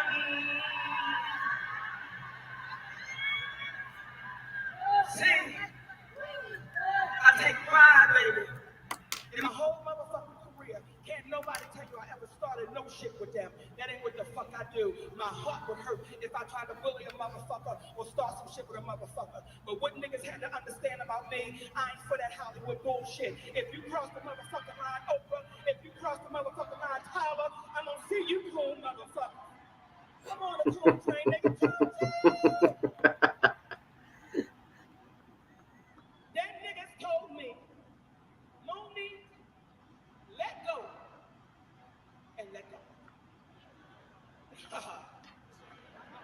Let go and let God. They have taught niggas to be so motherfucking fearful and just give it to God. Let go and let God. So I kept hearing this shit over and over and over again. So I said, well, let me let this shit go and let me give it to God.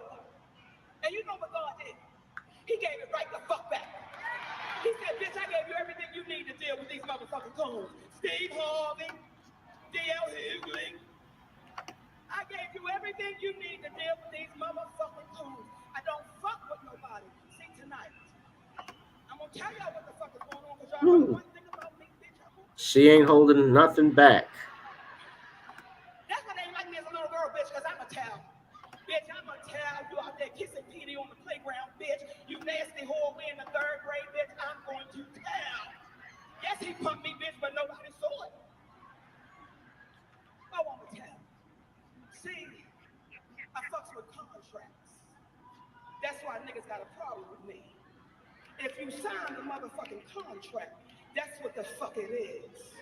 But they're so used to niggas fucking around with the contract and being nervous because they might lose an opportunity or a motherfucking chance. So they will redo the contract. I'm not a bitch who's going to redo the contract. If you sign the motherfucker, that's what the motherfucker is. So tonight, see, I'm going to tell you, I'm going to break it down for you, Detroit, because I would feel less than a motherfucking woman if I didn't let y'all know what the fuck was going on this stage right now. So if my energy is a little different, nigga, because they got me fucked up. All aboard. They got me fucked up. So the contract. Oh,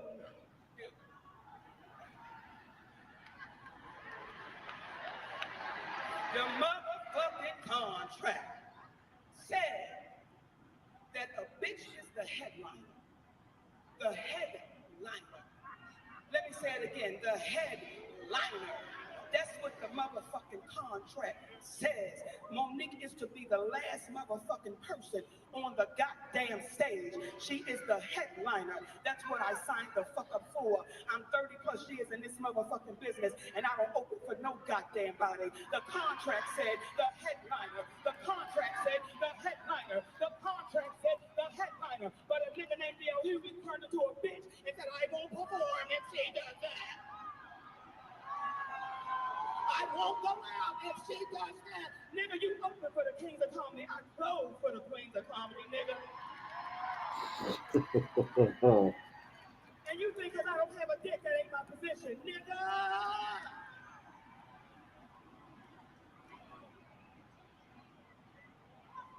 So when I leave this motherfucker, the headliner has left. I don't fuck with nobody. I don't fuck with no motherfucking body. But when you cross the line with me, nigga, you have crossed the motherfucking line. And that bitch, nigga, has crossed the motherfucking line. See, we got a history, nigga. We got a history. That nigga went on a tour talking about all Monique wasn't. You can Google it right now. D.L. Hughley on Monique, all I wasn't, what I wasn't worth, all of this bullshit. And nigga, you put your feet under my motherfucking table. So you came to my home, nigga, and you put your feet under my motherfucking table. I don't get down like that, goddammit. You got a bitch wrong. You talk about Young Thug, and because of their names, nigga, your name is DL. What the fuck does it stand for? Hey! Oh, Lord. How far you bending over, nigga, on the DL? Fuck with the wrong one. Oh. That's my family, nigga. I'm home, nigga.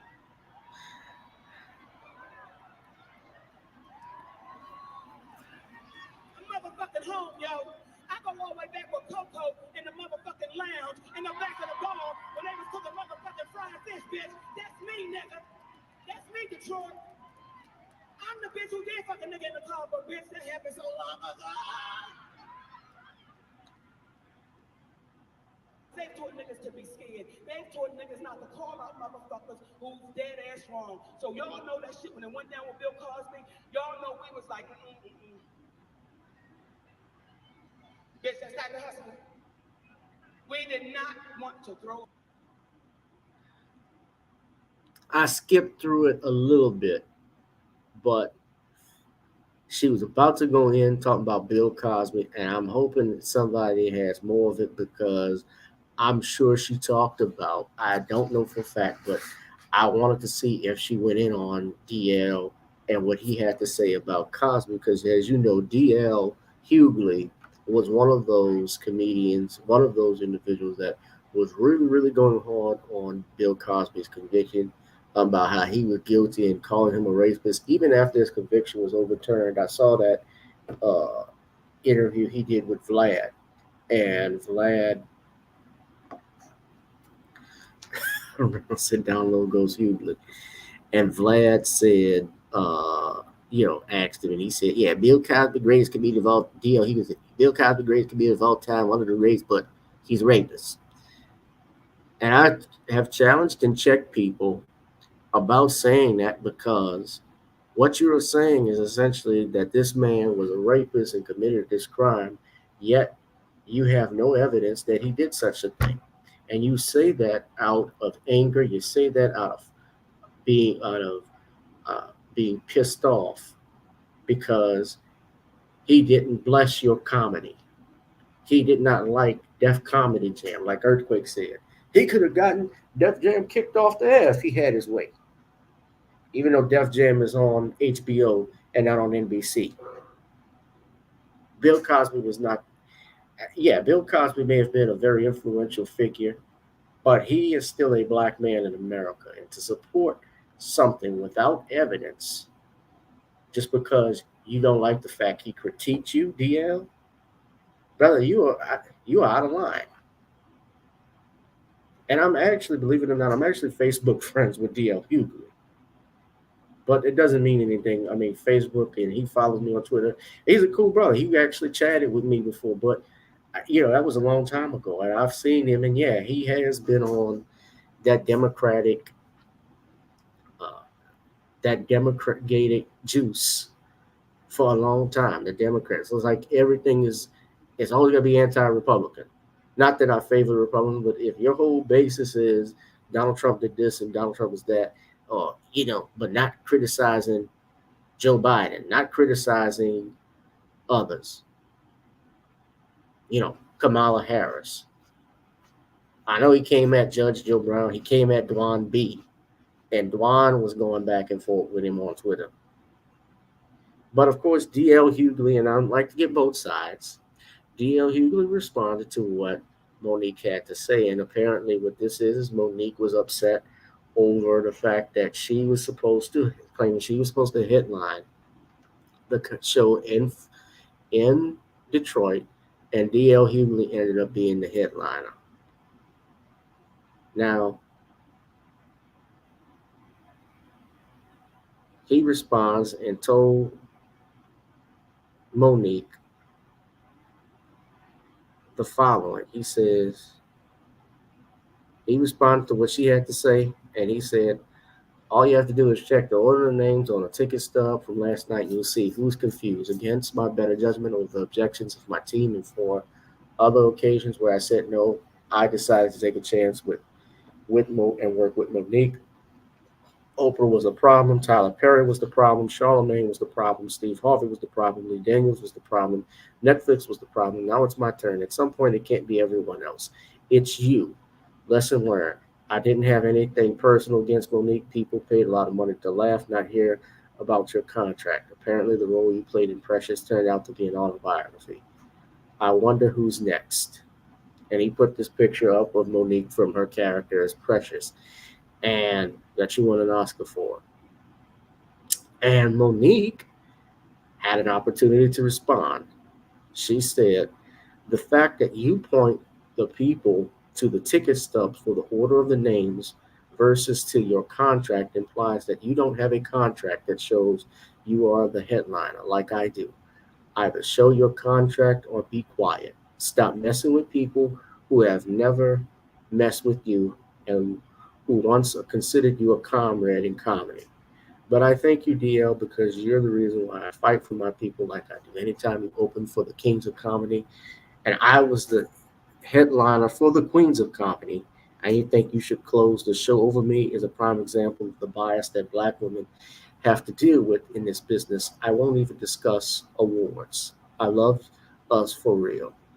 So Hughley then followed up, posting a photo of what appeared to be a deal memo for his performance. The memo states that Hughley was the headline act for the comedy explosion and that he would close the event. And he says, quote, after this, I don't want to hear no more about this, he wrote. If you have a problem, take it up with management, and by that, I mean yours. So this is a memo that he got for the Fox Theater to close. And it was confirmed on March 29, 2022. But we know, of course, Monique, seems legit, right? But of course, Monique, of course, does not go out down without a fight. And she says herself that she's the queen of receipts, as her husband, Sidney, even pointed out on The Breakfast Club. She posted her contract, Hicks Media Incorporated, Monique Hicks, that's her, for this engagement, which was on May 28, 2022 at the Fox Theater in Detroit, Michigan. Now, the show times were not listed, but essentially, she was to perform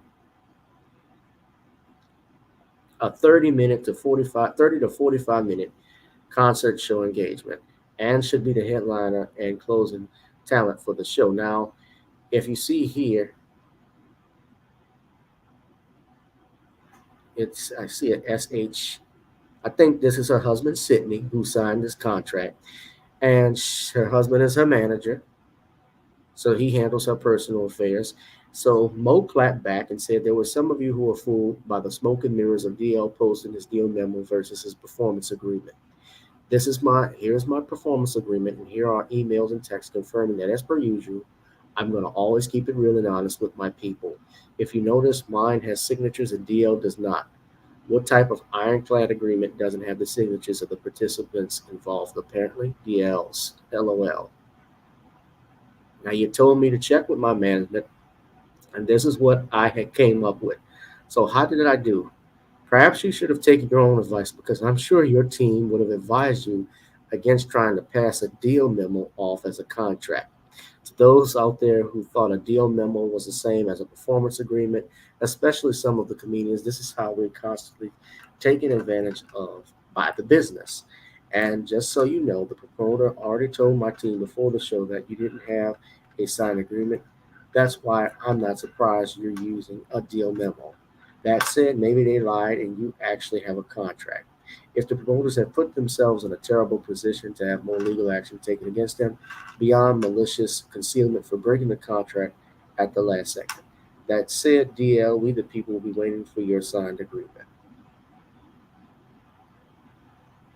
She says at the end, so she's got her contract, her email with the PDF of the run of the show, an additional email with run of the show, and what I walked into minutes after arriving to theater. She says, quote, can you say receipts?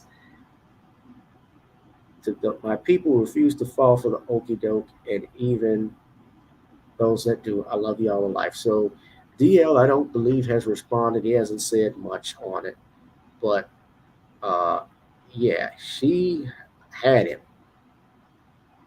Now, I can tell you, looking at it versus what she's posted here, of course, I don't see the entirety of the contract, but looking at that and looking at what DL posted, hers has a little more strength than what he has. He does not have a contract. What he's put up was a memorandum. When you sign a contract with someone, a contract by law, it is an agreement with two parties. When there's a meeting of the minds as to offer, acceptance, and consideration in common law, that's what you creates a contract. If there's an agreement to those three things, then it's a contract exists. And a contract does not have to be in writing. A contract can be orally made. Now, it may vary in some states, but I can tell you from experience practicing in Louisiana, because we follow the law of obligations with our contracts. There, of course, what we have, what creates a contract is cause, capacity, consent, and object. And when those are met, then a contract exists. Now, of course, you can't contract for things illegal like murder for hire or things that are just beyond someone's approach, like I'll sell you the moon for this amount of price. The moon is not for sale. Obviously, it's not something that I don't know, either Darius has got him, breach of contract equals payday. Yeah, so I'm not going to play Comedy Hype News' report because they had an attorney speak, but I'm going to give you Gavin Richard's take. So you look at this. So she's got here communications. Hi, Stephanie came in. We'll do the call at 2 o'clock still. Here's the information call-in interview. So she's promoting the show in Detroit.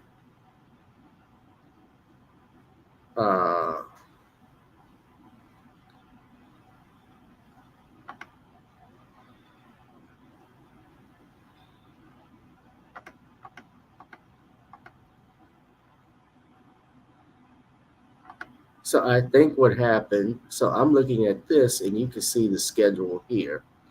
Let me go back. Let me stop this. Let's go here.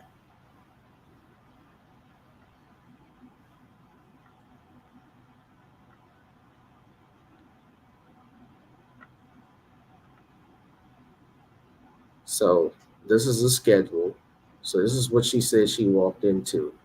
So she originally had, her original schedule had artists Josh Adams, Xavier Rodriguez, DL Hughley, and Monique. That's the sound check. And you look at the show schedule, DL goes on, it looks like, before Monique. He does 40 minutes. There's an intermission after that. And Josh Adams introduces Monique. Xavier Rodriguez is the opener. She does 20 minutes. I don't know who Josh Adams is, but obviously he's the MC, it looks like.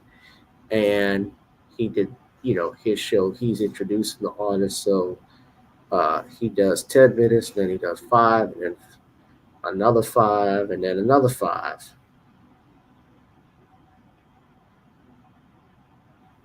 Because everything with them is time.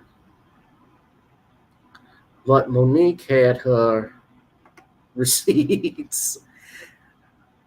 So when she looked at the schedule here, the schedule's changed. So now Monique is opening and DL is closing. Now, it could be an issue. Is it an issue with DL? Was it an issue with the promoters? Well, it seemed her contract is not with DL. So if there was some type of breach, which it appears there may have been, then she has every right to go after the promoters. But I mean, of course, you have to have damages. She was paid, obviously. I don't know, but I'm assuming she was paid in advance. I don't know what damages she would have suffered going, before opening for DL. But I think part of that is an ego game. Well, not just an ego game, but I think as she's saying, is going off the contract. If I'm supposed to close, then I'm supposed to close. And Monique, who has been in the business just as long as DL Hughley, she has actually gone on to great success, with DL. Although DL has had success as well, but Monique has been, is an Oscar-winning actress. She has been in. Of course, she was blackballed, but let's be real, and it's come out that she was correct. What D.L. Hughley mentions is Tyler Perry, Steve Harvey, and Lee Daniels. They made peace, and Lee Daniels admitted he was wrong in how he handled the situation. Tyler Perry was caught on audio tape admitting, yeah, I was harsh with her. I didn't do this, and they had him on audio recording. Now, from what I have heard about Monique, and I've never met her, most of what I have heard is that she's actually gets along very well with like the common person. Like she doesn't have this big ego like some Hollywood stars and celebrities. She doesn't like getting screwed over. And I can respect that because she's 1,000% correct. Yes, a lot of comedians and entertainers get screwed over in terms of how they get paid and so forth. It happens. You have janky promoters who promise the comedians to pay them some money, give them money and such, and they don't end up getting anything. that does happen. That has happened. Bernie Mac, Richard Pryor, Rick Fox, a lot of those guys got ripped off when they was, especially when they were starting out early in their careers. And then, of course, when you have graduated and you're a veteran like a Monique who has been in this business for 30 plus years and has paid her dues. And then, yes, D.L. Hughley has paid his dues as well. But if at the same time she had an agreement with the promoters, with the company and management, and they didn't follow through, then the problem is with them. Now, I have seen some people who are upset with Monique. I've seen some of my Facebook friends who commented saying, I had heard Monique was toxic. I seen Ricky Smiley post something and do a video saying it's a sad day for comedy. Look, I don't say, the thing is, comedians have always had beefs with each other. People get jealous when a comedian goes on before them and kills it. Corey Holcomb talked about how Steve Harvey did him in when he was actually doing a shit line. He was opening act for Steve Harvey, and Steve Harvey came in and cut his time. Steve Harvey cut his time from 15 minutes to 5 minutes. Didn't even speak to him for the whole weekend, even though they were performing all that time, and only talked to him at the end, talking about how he should dress when he performs.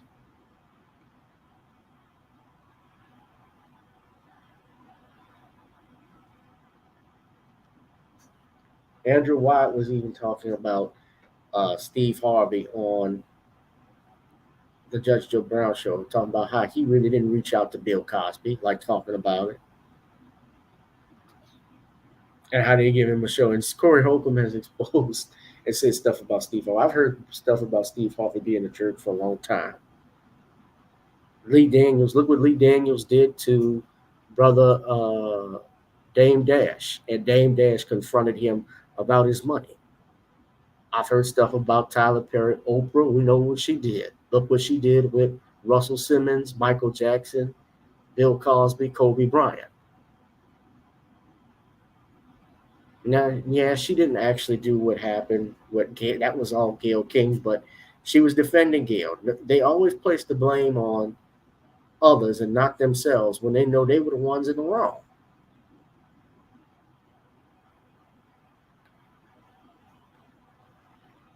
But Tariq Nasheed has said good things about Monique. Like I said, I don't know Monique. I don't know DL.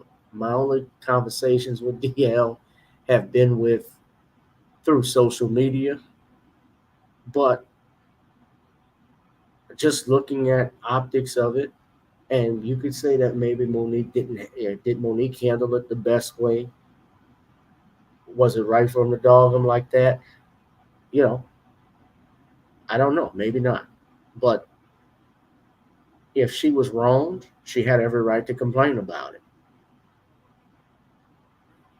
Yeah, she confronted him at a Diana Ross concert. Reach out and touch. Reach out and touch my Deb Rush card if you can. Hit my digital wallet. Yes, ma'am.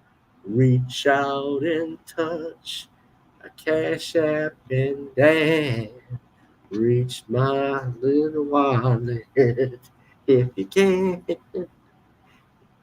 Y'all remember that? Hold on.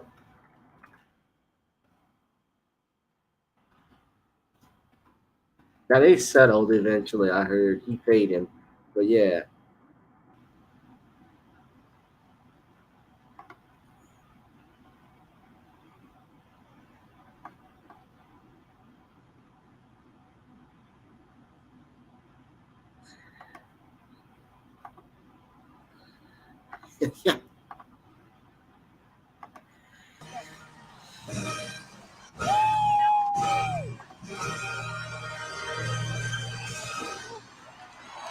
This motherfucker looked like one of those Synthopians in Demolition Man. Remember that? Remember that Demolition Man character? Lee Daniels looked like the gay new Star Wars.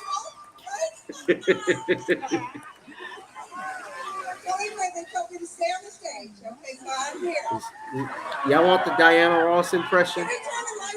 Oh, you've been marvelous. You've been marvelous, Lee. You've been marvelous. Reach out. Listen now. I know there's usually a curfew here that tell you to get off the stage, but here's what. I broke my ankle. That's why I couldn't move around, guys. Did you see I couldn't move? I was doing lots of hand movement. I did it again. I was playing with my grandkids and I broke my ankle. Okay. All right, so I want to move the energy in the room right now. I want everybody hands in the air. We're going to do reach out and touch with this beautiful, incredible orchestra, okay? Reach out and touch, hands in the air, everybody. Move the energy.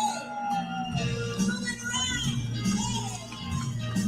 And sing with me if you know the words. Come on. Oh, I don't want to get a copyright strike. My wallet in the back of my hand. Give me my cash app if you can. Reach out. Here's another version. Reach out and touch a plastic surgeon's hand. Make my nose smaller if you can.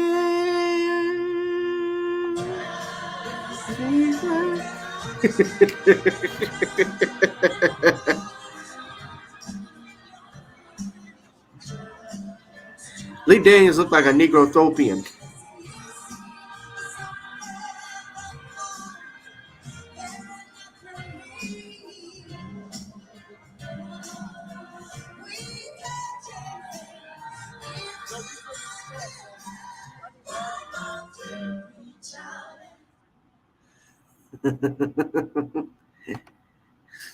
He put up my Diana Ross concert.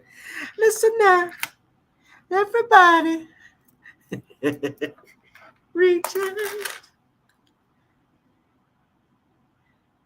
Everybody, reach out and grab somebody's hand. Reach in the back pocket if you can. Everybody, listen now.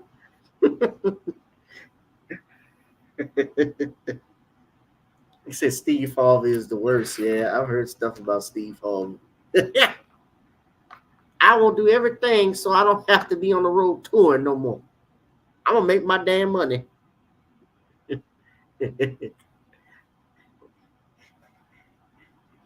He looked like he came out of Demolition Man. Y'all remember the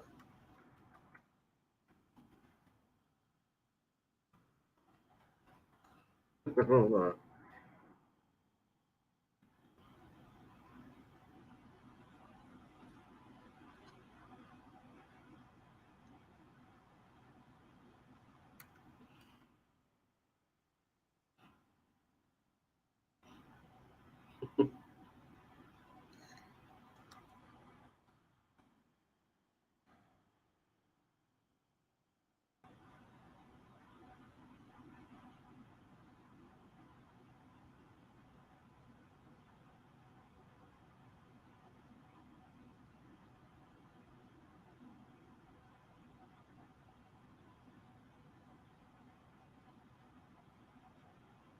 Let's see, I'm looking for it. Oh, here we go. Yeah, this is Lee Daniels here.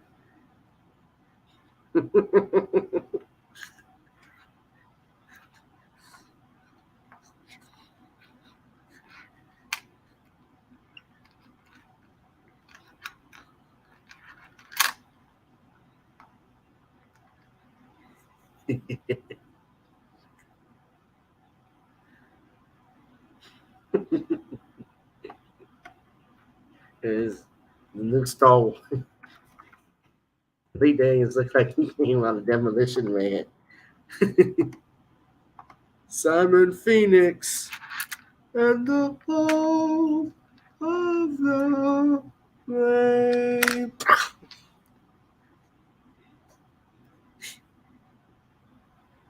What's going on down there? Listen now, Barry. Deal with them. She's gonna call Barry Gordon on.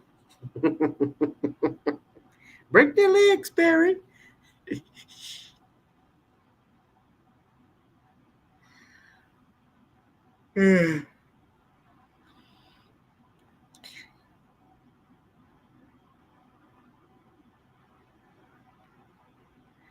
All right, man. But yeah, well, let's go to the I've been talking too much, but let's go to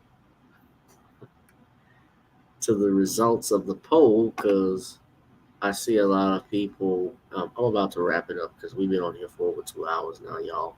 But I'm looking at the poll here, so I'm going to end it right now. So 88% of you say you side with Monique.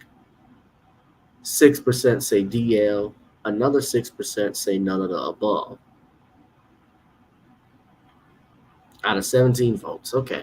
So you side with DL. Some of you, a few people sided with DL. Some said none of the above. Okay, I can see that. But most of y'all rocking with Monique. At the end of the day, I don't know if this is, I would say it's a sad day for comedy. I think this stuff has just been going on. We just have social media now. There are beefs we don't know about. And Monique is not one to hide what she has to say. But it's going to be interesting what happens in the next few weeks. But yeah, I mean, I'm just,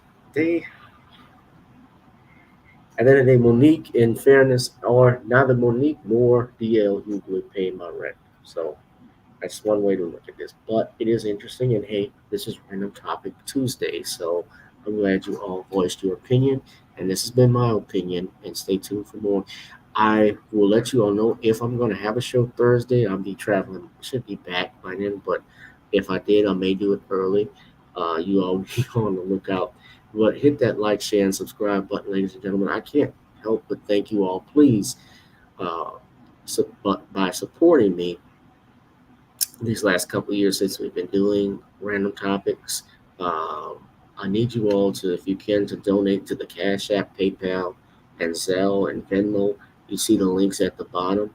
I would also ask you all, if you want to advertise. I have some people who said they were interested in advertising. If you got a business, we love to advertise with you on this channel, on this platform. You can also support our Patreon. The same link is GBoot2786. It's the same as this channel. Also, of course, we have Nonny'sCreoleBlends.com. Try it on chicken, meat, or fish. Nonny's goes great with every dish. So get you some Creole seasoning blends. We also have the Commonwealth of Pennsylvania versus William H. Cosby Jr., the destruction of due process in the United States. That will be available for pre-order on June 11th this month. So please be on the lookout for that. Also, to get more information, go to Facebook at Commonwealth Cause, ladies and gentlemen. Of course, our music, even Video Soul, which is on Amazon, iTunes, and Apple. And, of course, our theme song, as always, for the night is Gotta Get On Up. So before we get on out of here, we've gotten on down. It's time to now get on up. So please go ahead and buy Gotta Get On Up on Apple Music right now, ladies and gentlemen. I will holler. We have any final comments? Let's see. Everybody says great show. Thank you, Vulcan. Yeah, please donate to the Cash App and Venmo. Superstar Bella was enjoying it. Killer Sai said, tell Sean Jacobs happy Memorial Day. Yeah, I'll tell him when I see him. And I am glad that you all have had a great Memorial Day weekend yourselves, because I see you all here, and it seems like you are enjoying yourself and had the great barbecue. And I'm going to tell you, just like I took Halle Berry to the barbecue for that Ratchet movie that she did playing a UFC fighter. When we know in real life, when we take a critical examination of your Halle Berry, she is not a UFC fighter. But we will go ahead and talk with Sean in a later date. And I'm glad to see Darius from Atlanta and Killer Sai and Black Vulture and a bunch of others. Now, so you know I was gonna do this video.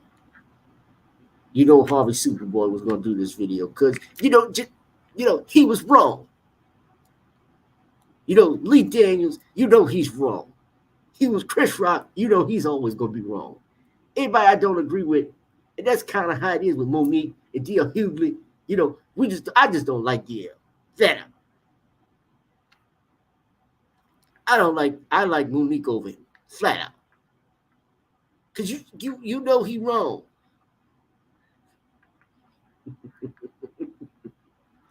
That's basically what it comes down to, who you like. Oh, this goddamn on charlatan. Yes, happy Memorial Day to you all. This is Judge Joe Brown. Get my barbecue sauce. And please enjoy the day. Enjoy some barbecue. Get some seasoning from Brother Counselor Richard. So we don't have to see this goddamn foolishness and this man crisis that's tearing up this goddamn on country. I'm so sick of this bullshit. It's worse than that punk ass Ron Karinga and Kama Sutra Harris. Oh, God, I'm tired. Have a good night, ladies and gentlemen.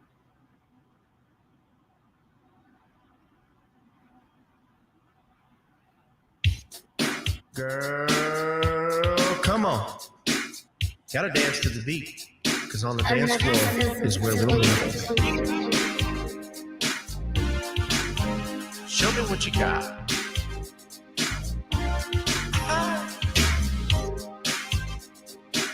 Gotta feel the groove. Feel the groove, get on the floor. Get on the.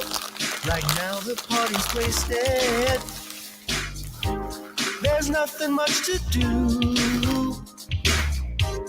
But once the groove gets started, tell me, what do you have to lose? Just look into my eyes, girl, as we glide across the room. And what to my surprise now, the beat takes hold of you.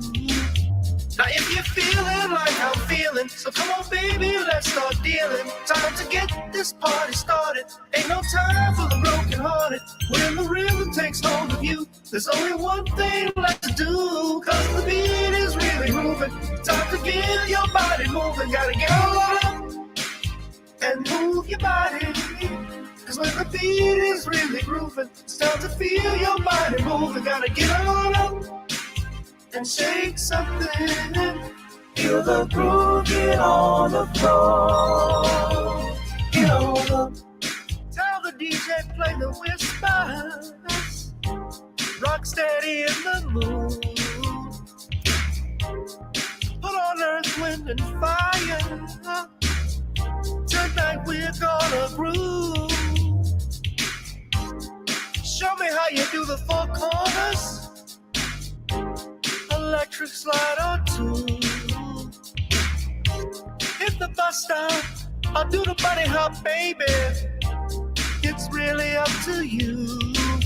Now if you're feeling like I'm feeling, so come on baby, let's start dealing. Time to get this party started. Ain't no time for the broken hearted. When the rhythm takes hold of you, there's only one thing left to do. Cause the beat is really grooving. Time to get your body moving. Gotta get on up and move your body. Cause when the beat is really grooving, it's time to feel your body moving. Gotta get on up and shake something. Feel the groove, get on the floor. Get on the. Now 2020 hasn't been the best year of all times. We've been dealing with death, the pandemic, racism, bad policing, and all the bad rhymes. But like Uncle Snoop once said, if you breathe and you achieve. And so if you're ready, I need you all to get on up. Are you ready? 1 and 2 and 3 and 4. Get your butt on the dance floor. 5 and 6 and 7, 8. This jam we appreciate. We're gonna slide and step on the beat. On the dance floor is where we'll be. Feel the groove, get on the floor. Get on up and move your body. 'Cause when the beat is really grooving, start to feel your body moving. Gotta get on up and shake something. Feel the groove, get on the floor. Get on the floor, baby. Yeah, gotta get on the floor. Come on, baby, gotta get on the floor, baby. Feel the groove, get on the floor.